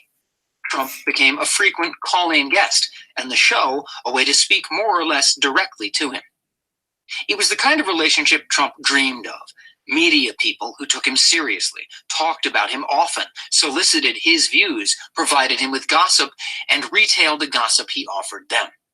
The effect was to make them all insiders together, which was exactly where Trump wanted to be. Though he branded himself as a political outsider, actually finding himself on the outside wounded him. Trump believed that the media, which he propelled in the case of Scarborough and Brzezinski, helping them keep their jobs, owed him something. And the media, giving him vast amounts of free coverage, believed he owed them, with Scarborough and Brzezinski seeing themselves as something like semi-official advisors, if not the political fixers who had put him in his job. In August, they had a public spat, resulting in Trump's tweet, "Someday when things calm down, I'll tell the real story of @JoeNBC and his very insecure longtime girlfriend @Morning Mika. Two clowns." But Trump's spats often ended in a tacit admission, however grudging, of mutual advantage, and in short order, they were back on cordial terms again. On their arrival at the White House, the 9th day of his presidency, Trump proudly showed them into the Oval Office and was momentarily deflated when Brzezinski said she had been there many times before with her father, beginning at age 9. Trump showed them some of the memorabilia and eagerly his new portrait of Andrew Jackson, the president whom Steve Bannon had made the totem figure of the new administration. "So how do you think the first week has gone?" Trump asked the couple in a buoyant mood, seeking flattery. Scarborough, puzzled by Trump's jauntiness in the face of the protests spreading across the nation, demurred and then said, "Well, I love what you did with U.S. Steel and that you had the union guys come into the Oval Office." Trump had pledged to use U.S.-made steel in U.S. pipelines and, in a Trump touch, met at the White House with union representatives from building and sheet metal unions and then invited them back to the Oval Office, something Trump insisted Obama never did. But Trump pressed his question, leaving Scarborough with the feeling that nobody had actually told Trump that he had had a very bad week. Bannon and Priebus, wandering in and out of the office, might actually have convinced him that the week had been a success, Scarborough thought. Scarborough then ventured his opinion that the immigration order might have been handled better, and that all in all, it seemed like a rough period. Trump, surprised, plunged into a long monologue about how well things had gone, telling Bannon and Priebus with a gale of laughter, "Joe doesn't think we had a good week," and turning to Scarborough, "I could have invited Hannity." Lunch, fish, which Brzezinski doesn't eat, Jared and Ivanka joined the president and Scarborough and Brzezinski. Jared had become quite a Scarborough confidant and would continue to supply Scarborough with an inside view of the White House, that is, leaking to him. Scarborough, in return, would become a defender of Kushner's White House position and view. But for now, both son-in-law and daughter were subdued and deferential as Scarborough and Brzezinski chatted with the president, and the president, taking more of the airtime as usual, held forth. Trump continued to cast for positive impressions of his first week, and Scarborough again reverted to his praise of Trump's handling of the steel union leadership.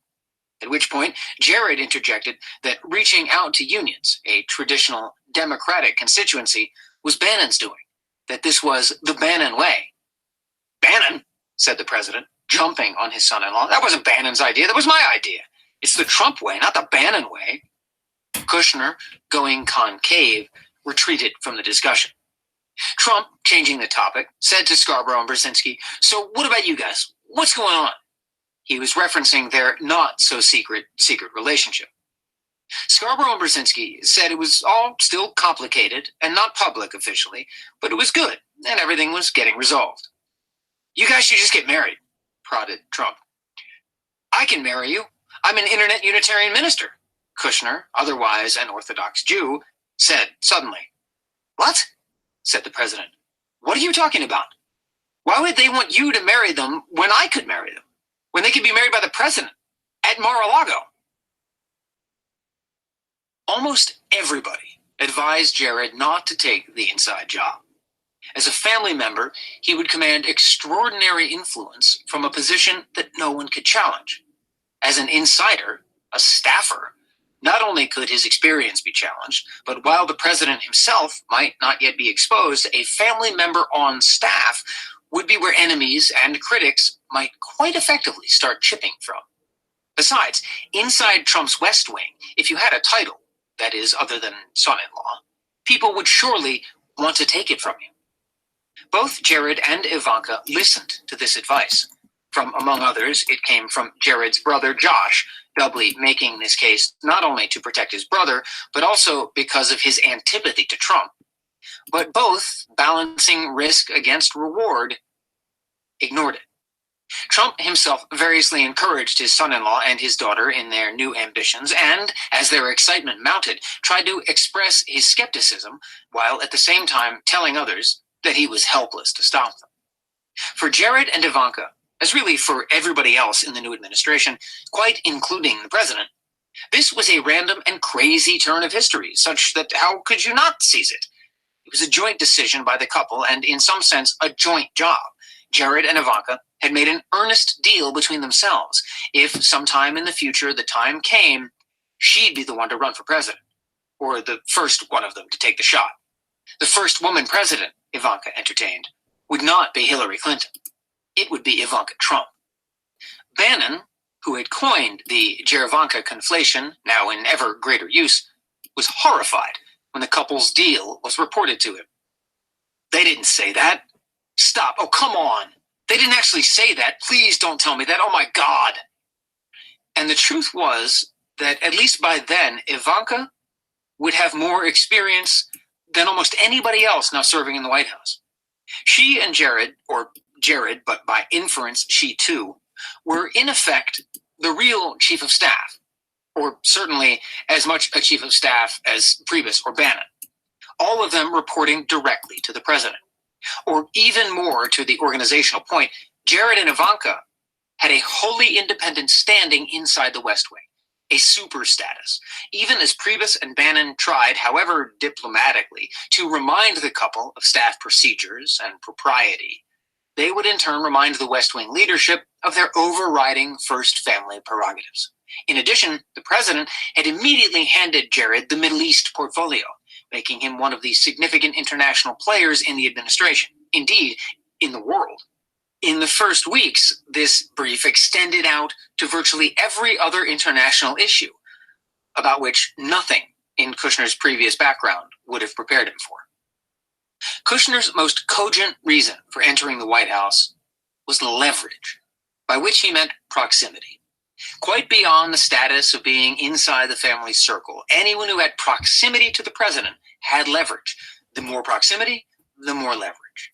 Trump himself, you could see as a sort of Delphic oracle, sitting in a place and throwing out pronouncements which had to be interpreted, or as an energetic child, and whomever could placate or distract him became his favorite. Or as the sun god, which is effectively how he saw himself, the absolute center of attention, dispensing favor and delegating power, which could at any moment be withdrawn. The added dimension was that this sun god had little calculation.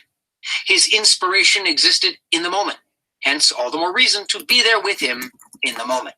Bannon, for one, joined Trump for dinner every night, or at least made himself available, one bachelor there for the ineffective other bachelor. Priebus would observe that in the beginning, everyone would try to be part of these dinners, but within a few months, they had become a torturous duty to be avoided. Part of Jared and Ivanka's calculation about the relative power and influence of a formal job in the West Wing versus an outside advisory role was the knowledge that influencing Trump required you to be all in. From phone call to phone call, and his day, beyond organized meetings, was almost entirely phone calls. You could lose him. The subtleties here were immense, because while he was often most influenced by the last person he spoke to, he did not actually listen to anyone. So it was not so much the force of an individual argument or petition that moved him, but rather more just someone's presence, the connection of what was going through his mind. And although he was a person of many obsessions, much of and had no fixed view, to whomever he was with and their views. Ultimately, Trump may not be that different in his fundamental solipsism from anyone of great wealth who has lived most of his life in a highly controlled environment. But one clear difference was that he had acquired almost no formal sort of social discipline, attempt to imitate decorum. He could not really converse, for instance, not in the sense of sharing information, or of a balanced back-and-forth conversation. He neither particularly listened to what was said to him, nor particularly considered what he said in response, one reason he was so repetitive. Nor did he treat anyone with any sort of basic or reliable courtesy. If he wanted something, his focus might be sharp and attention lavish, but if someone wanted something from him, he tended to become irritable and quickly lost interest. He demanded you pay him attention, then decided you were weak for groveling. In a sense, he was like an instinctive, pampered, and hugely successful actor. Everybody was either a lackey who did his bidding, or a high-ranking film functionary trying to coax out his attention and performance. All right, y'all, we're going to stop right there, and we will pick up from here next week. But you hear that Trump is a big baby that demands a lot of attention. But I don't think any of us are shocked by that because it fits his personality to a T. And boy, I tell you, it's just not shocking to find this stuff out. You know, and you hear about Steve Bannon had 3 bad marriages. But see, these are the same dirtbag white supremacists that got the nerve to turn their noses up at us. And just listening to this, now you know why Trump is upset. It's really revealing how incompetent literally everybody is in his administration. This is nothing but a group of incompetent white people trying to make us believe they know how to do everything, but we are seeing they know how to do nothing. Nothing. I wouldn't let this administration run a zoo. I don't even think they could do that right. Unbelievable.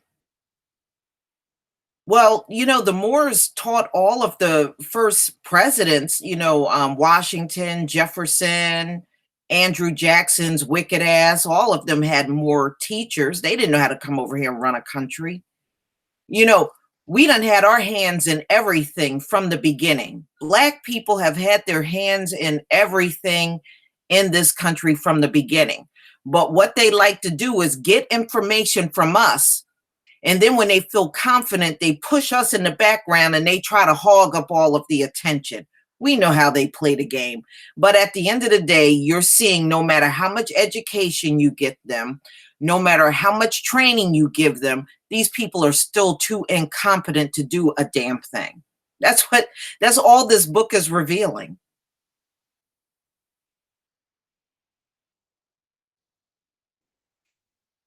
Well, apparently, Kathy, they didn't learn a damn thing because these people are dumber than a bag of rocks. They are dumb. And there is no there's no amount of hand-holding that's going to make Trump look smart. I'm sorry. This man is 71? The damage is done.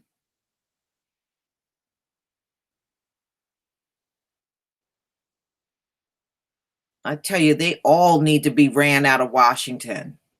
All of them.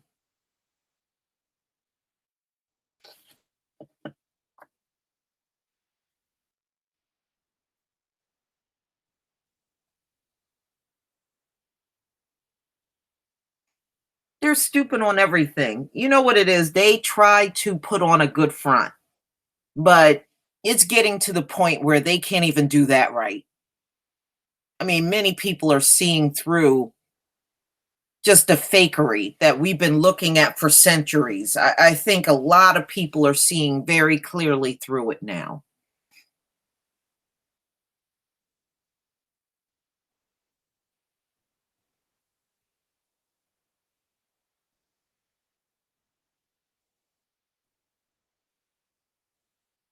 I don't believe a wall is going to go up. If it does, I'll be shocked. They can't. A wall is not going to stop Mexicans from coming into the country. They'll find more ways to get in. And remember, even if you put a border wall around America, they can still get in through Canada.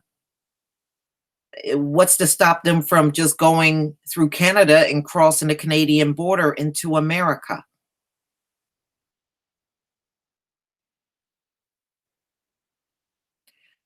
Well, we wouldn't have to look at them if our ancestors weren't, pissing off the Most High. So now we are here. We are here, and we're under the dumbest people to ever rule the planet. And that is exactly what these people are. They're the dumbest people to ever rule this earth.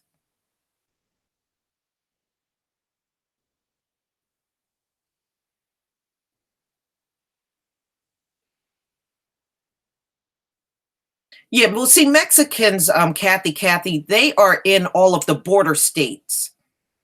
Any border state, that's where they are heavily populated. They're really not heavily populated in every state in the US, just like Hispanics aren't. A lot of people think, oh, well, Hispanics are these big people. Hispanics are just big around the border states. The more inland you go, you don't really see a lot of them in those states. But they love the border states around the water. That's where you see the biggest population of Hispanics.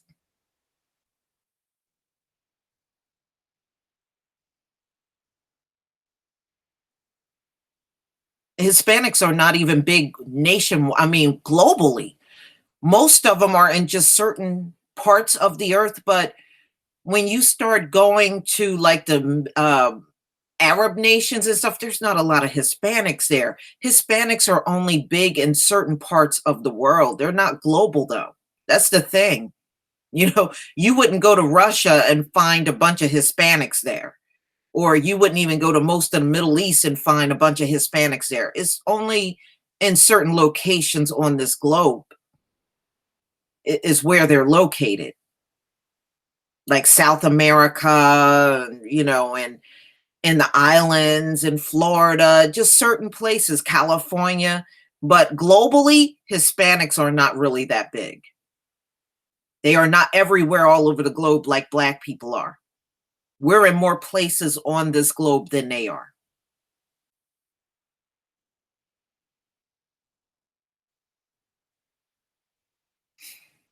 Yes, right, Kathy. I think when we see them in this country and they're always talking up how big they are, and to be honest with you, I think they are lying about every single group size in America. I think they're lying about the Hispanics. I think they're lying about us. And I think they're lying about white people. I think they're lying about everybody's population size. I really do. I think they're lying. I don't believe anything they're telling us as far as population size. I believe they're lying.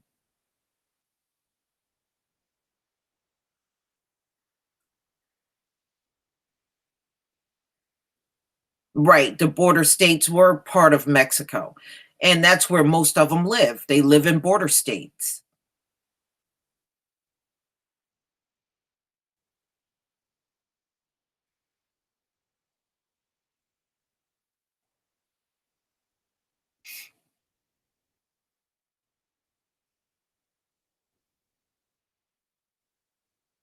Well, a lot of people, especially Black people, there's Black people here that are illegal too, and they won't fill out that census. So we are undercounted every single time. There's a lot of um, people from Jamaica and Haiti and stuff, and they're not here legally either.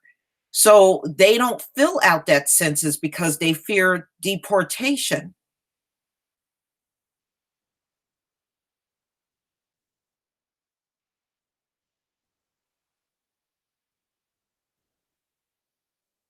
Yeah, I hear you, Kathy, because they gotta go. We just can't stay in disarray forever. And they're look at where their leadership has gotten us. I no, I don't want to head into another decade with these people just dragging us along through oppression. I don't want to live through that anymore.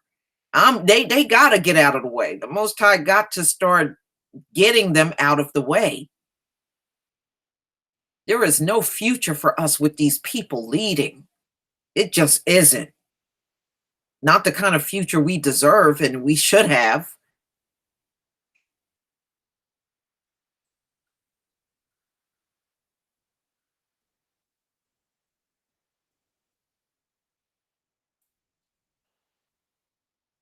I wish there was somebody at the Census Bureau that's a disgruntled employee that will tell the truth about the population size, because they know the truth.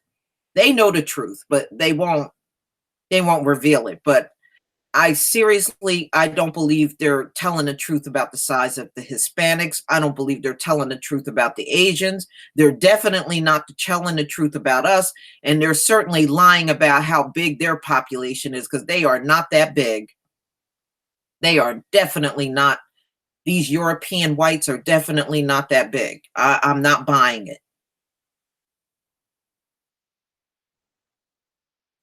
It's a psychological game they're playing on all of us, psychological warfare. And you got to even think about the Hispanics. It's already been revealed that Puerto Rico was going through a population decline. They weren't hardly having any babies in Puerto Rico.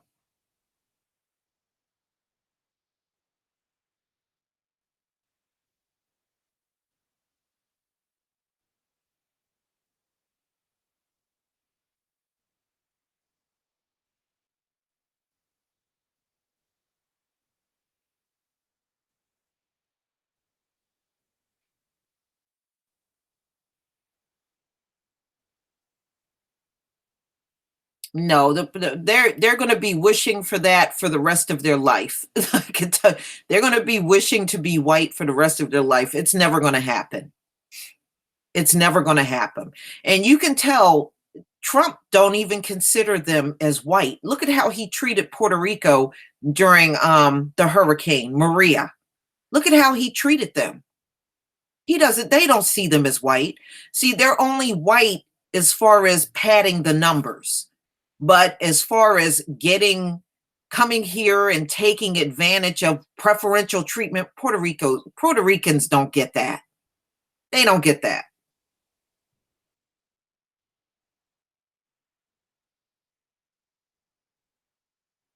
And by the way, I was looking at some articles. More Puerto Ricans are married to white people than black people are married to white people.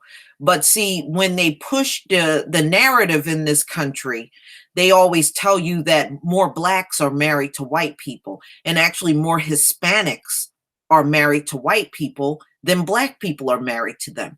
But it's all about playing the head game and propaganda. That's what it's all about. They're not going to tell the truth about anything. We just got to realize that, and move in a whole different direction. They are never going to tell us the truth about nothing. And by the way, white people marry outside of their race more than anyone else. They marry Asians, they marry blacks, they marry Hispanics, they marry everybody outside of their race.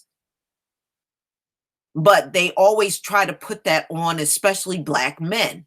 They want you to believe that black men are out here and they want nothing but a white woman. It's all propaganda. White people are the ones that are lusting for everybody else. And that's the truth. They're marrying every damn body. And then at the same time trying to uphold white supremacy. It makes no sense. They are married to every damn body, including Arabs. There's a lot of white women married to Arab men. So, but they keep pushing this narrative that blacks are lusting for them. And I'm telling you, all it is propaganda. The vast majority of us are not checking for their asses. We're just not. The men and the women. We got a handful of coons that are doing it, and they're making a big deal out of that. Yeah, they are, Sheila. They are the ones that date outside of their race more than anyone else. Just look at the pairings in this country. A lot of Hispanics are married to whites. We got some coons that are married to whites. There are Asians that are married to whites. So when you really look at it, white people are the ones that marry more outside of their race than anyone else. But they keep pushing that shit on black people, especially our black men. And it's simply not true. Go look at the interracial couples, and white is paired with virtually everyone. What they're putting out in propaganda is a straight up lie.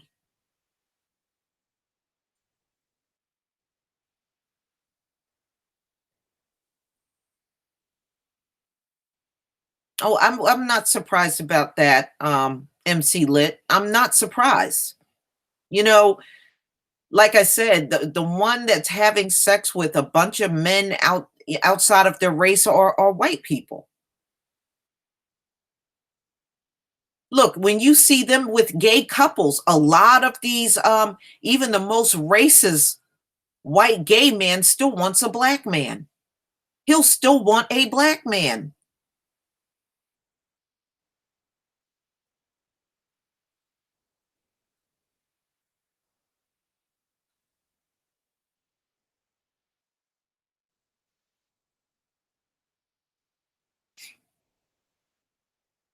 So, we just got to get beyond the head games and start doing for ourselves. And another thing, we got to stop announcing and telling these demons everything we intend on doing. It really seriously is none of their business. Yeah, Kathy, unfortunately, you would think our men would not want to even be with a white supremacist, but many of these white supremacist gay men, they want black men. They want their partners to be black men. And they can be the hardest core racist you'll ever see, and they still want a black man. I mean, you can't make this shit up.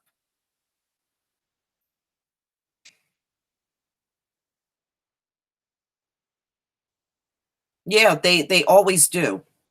They do, but they put interracial dating on black men mainly. And white people are mainly your biggest swirlers. They really are.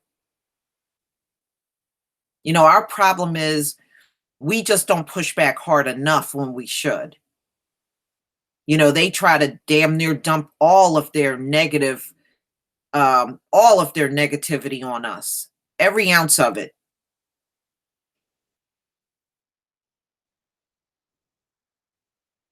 Yeah, I knew both black men and women that went and married these cave beasts. And like I said, as far as the men, none of the marriages worked out. Virtually every single black man I know that married these women around here where I am, every last one of them are divorced. Every last one.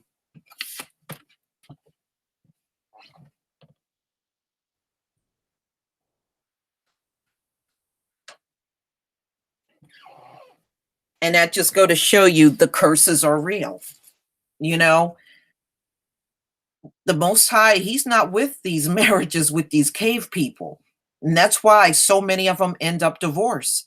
But they said the biggest divorce, the one with the highest rate of divorce, is the black man with the white woman. That always has the highest rate of divorce, you know.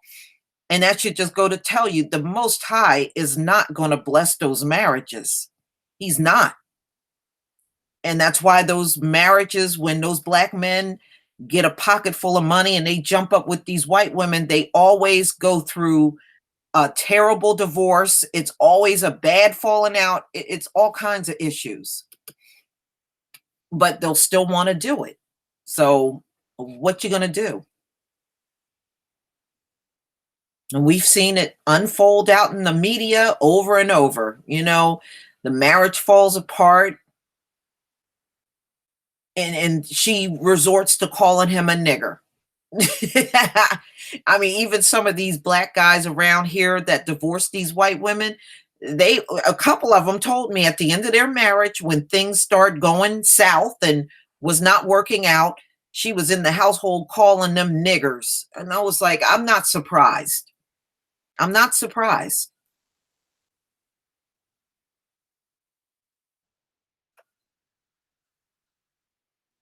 That's right. That's right. MC Lit. They sure are representative of death. They sure are.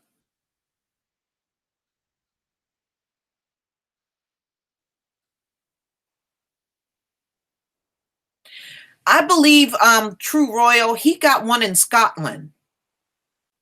He got a golf course over there in Scotland.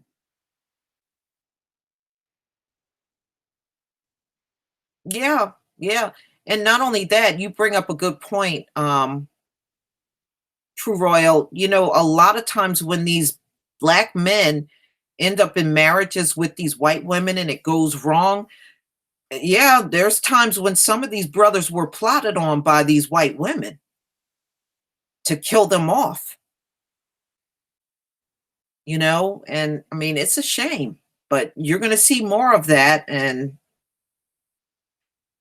you would think some of our men would look at that and realize, it's kind of a dead end. If you end up marrying them, it's not going to amount to anything good, and it never does.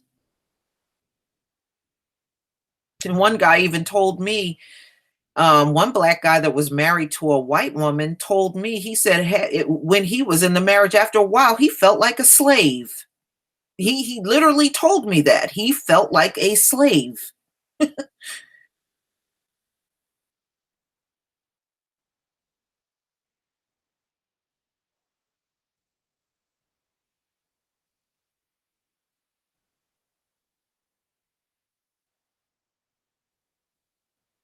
Yeah, well, let them continue to learn the hard way. It's nothing we can do. The coons are have always been out of control. We can't do anything with them, but just keep them far away from us so they don't bring their toxic shit over where we are. Just let them go on with the oppressor and do whatever.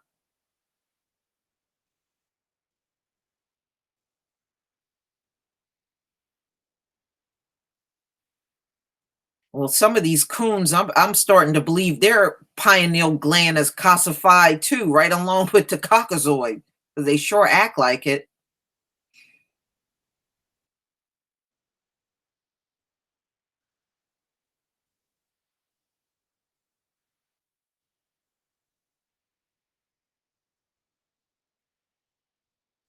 Yeah, yeah, I heard about that.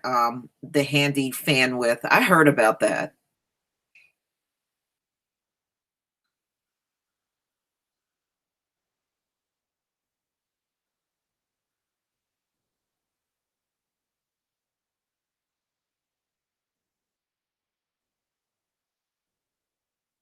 Yeah, yeah,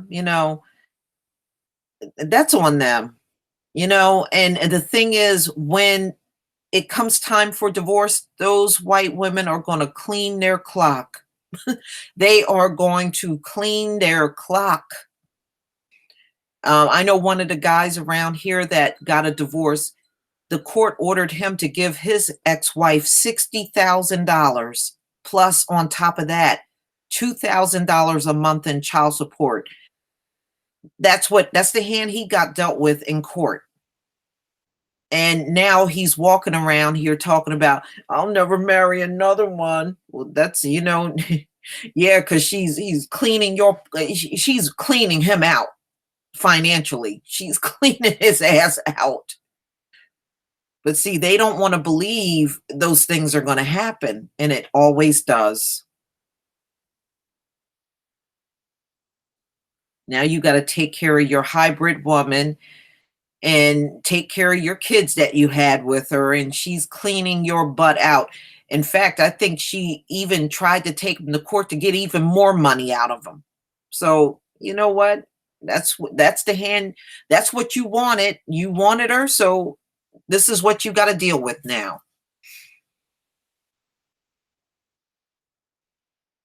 But now the same guy is getting mad because the sisters won't date him. And he said, he's like, how come after black women find out I had a white wife, they won't date me? I said, you know why? Because black women don't want white women in their business like that. And see, dealing with you means she got to deal with your kids and your ex-wife. And the average black woman don't want no white woman that close to her like that, you know? And that's why you're going to always have a hard time finding a sister that is willing to put up with that. She's got to look at your white ex-wife.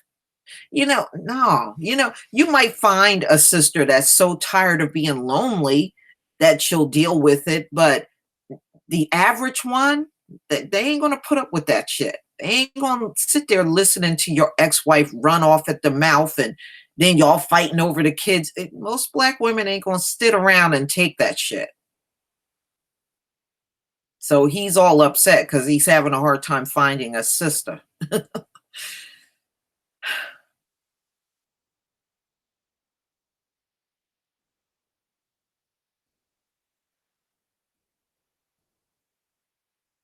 That's part of his curse for choosing white. That's the way I see it.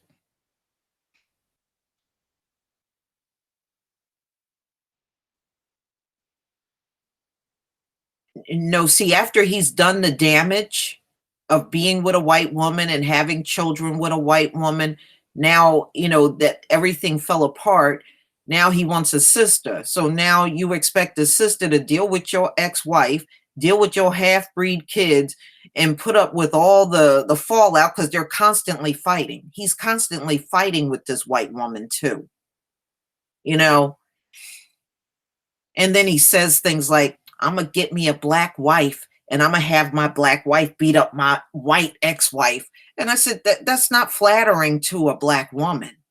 Most Black women, yeah, that might sound like a humor to you, but that's not humor to a Black woman.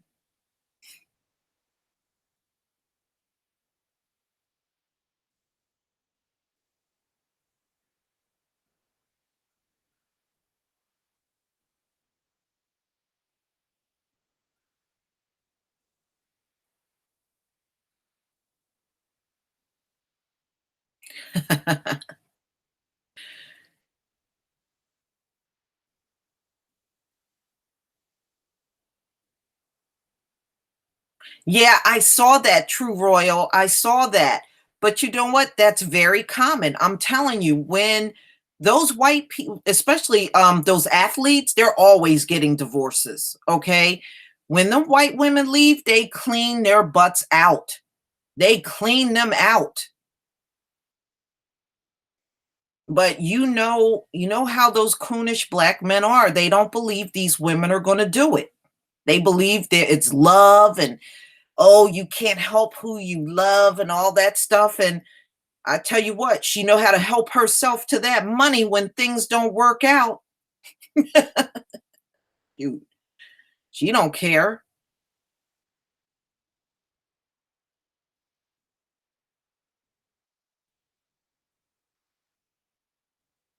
And besides, look at what happens. She divorce you and take all that money back to the white community. It's not like she's divorcing you and she's helping the Black community with the money that she's picking out of your pocket. She's taking that money back to her white people. That's where it's going.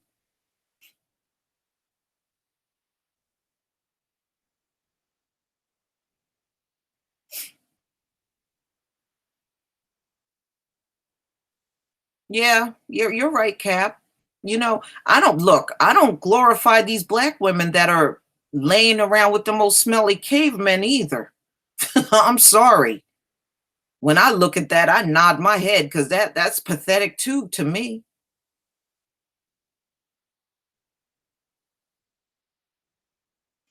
And I also notice when and I notice this more with the Black women. I notice when Black women are married to white men, they tend to turn their nose up to me a little more than the Black man that's married to the white woman. Maybe it's me that noticed that, but I do notice that.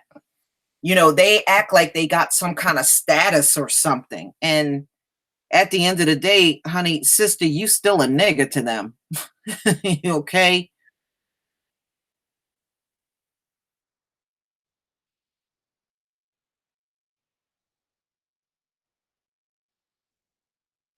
And then recently, I've been hearing about quite a few of these white men killing these sisters that they're dating. Many of them are ending up dead.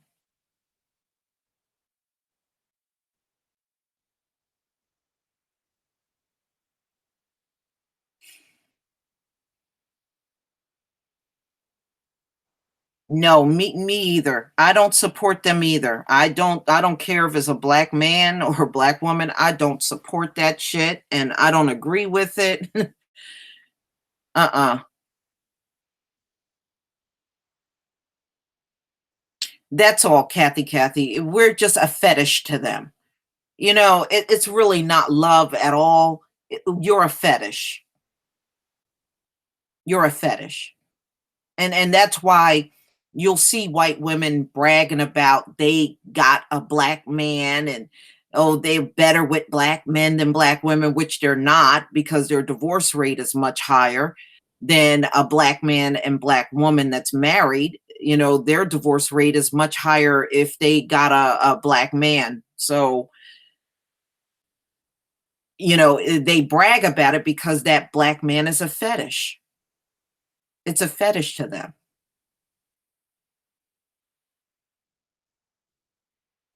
And they never, and look at what they brag about too.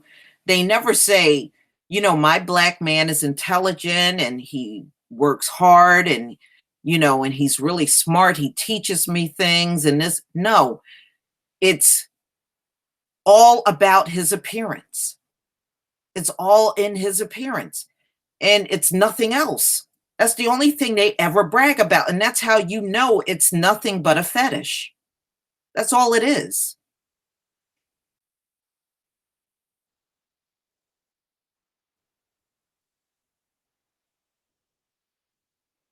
Shit, if marry a white man, I can go downstairs and just marry Loretta. It would be the same thing. Marrying a beast.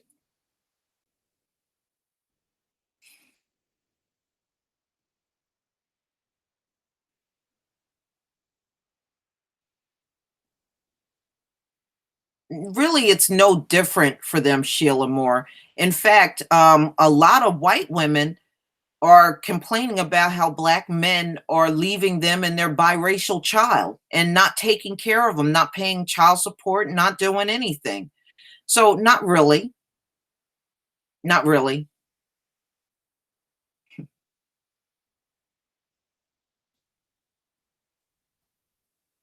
Yeah, I mean, you're just a fetish.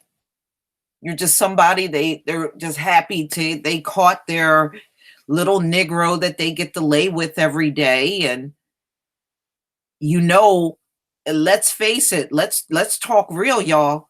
Sex ain't nobody does sex better than black people, and you know that. And that's really what it's all about. Nobody does sex better than black people. It is the damn truth. Nobody does sex better than us. Nobody.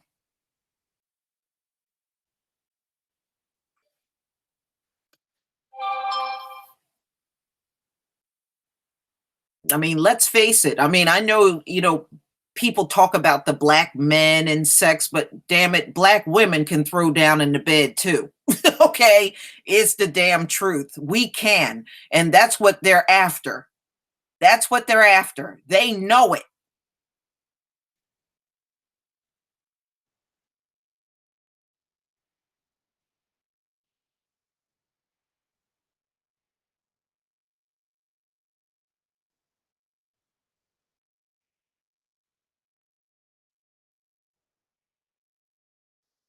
That's why they got to have us. And that's the truth. They got to have us. And it's been that way from the time they got with the slaves and everything, because I have been on comment sections where the subject of sex come up, and you would hear the white men even talking, yeah, but when you get inside of a black women are warm, white women are cold, their vaginas are cold, but oh, when you get in a black woman is warm. Yeah, I've seen them type that shit. I've seen them, plain and simple. I've seen it. That's why you throw a couple of drinks down a white man's throat, and what does he say? Oh, I want a black woman. Oh, I wish I could be with a black woman. That's because, like I said, nobody does sex better than black people. Nobody. Nobody got the moves in bed like we do.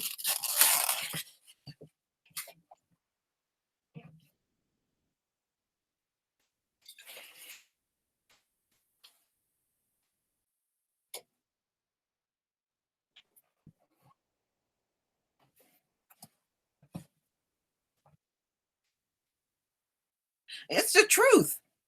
That's what all the lusting for us for. I mean, everybody lusts for us. And it's the truth. Every damn body lusts for us.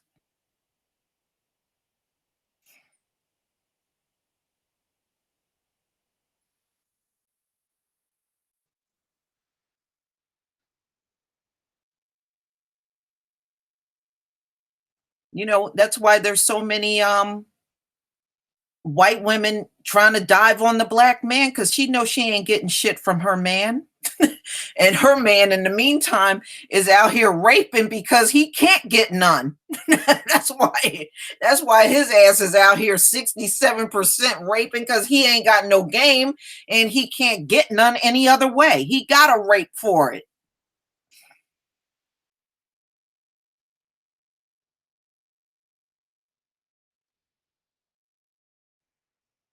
Oh, I'm not surprised about that, True Royal. They really want us, and then that's the truth.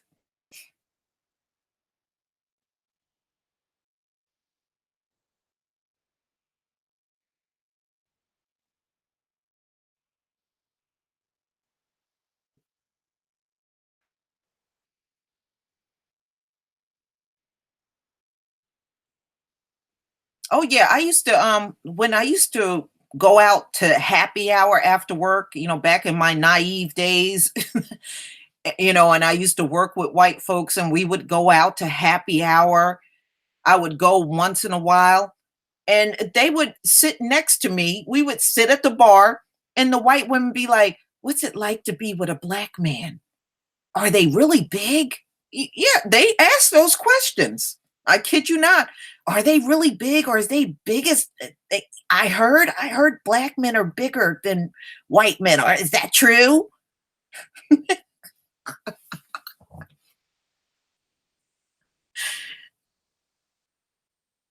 I can't tell you how many white women have asked that question.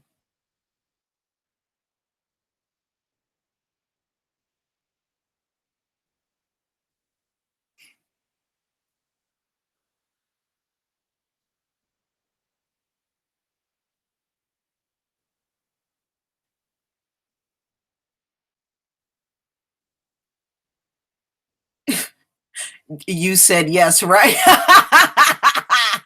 Yes, Stephen.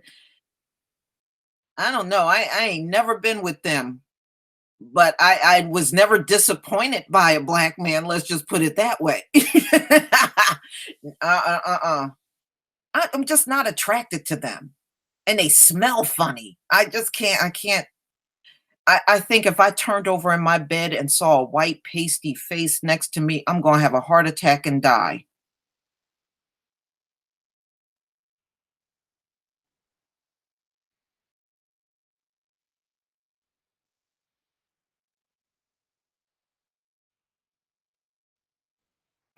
Oh, really? Okay. Yeah. Yeah. They all. Let me tell you something. They all want to know about the size of a black man. I kid you not. I've had even Asian women ask me, "Are black men really as big as they claim? Are they really as big as they claim?" They all are curious about that.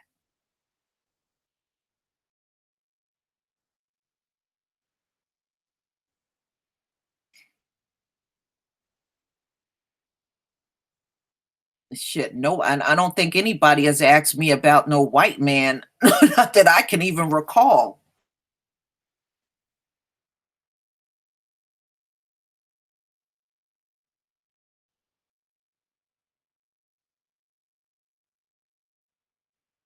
No, and you know what, Sharon, they know it ain't nothing like a black man too. That's why they all want to know. They come here and they all want to know about the black man and all obsessed with what the black man got.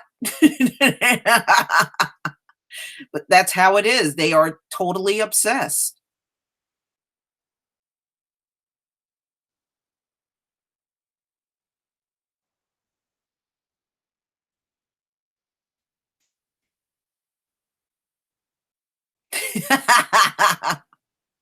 The sad part is they probably would go out and get their wheelchair.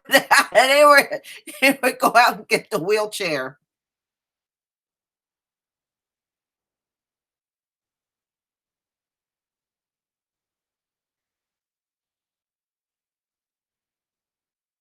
I don't think I could get beyond the smell of a white man. I think the smell alone would just, if I once I get a whiff of how they smell, the last thing I would want from him is sex.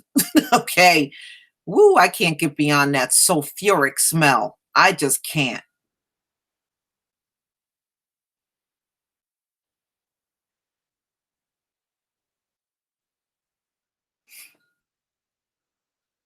Okay, I'm gonna come over to your hangout. I'll be right over, True Royal.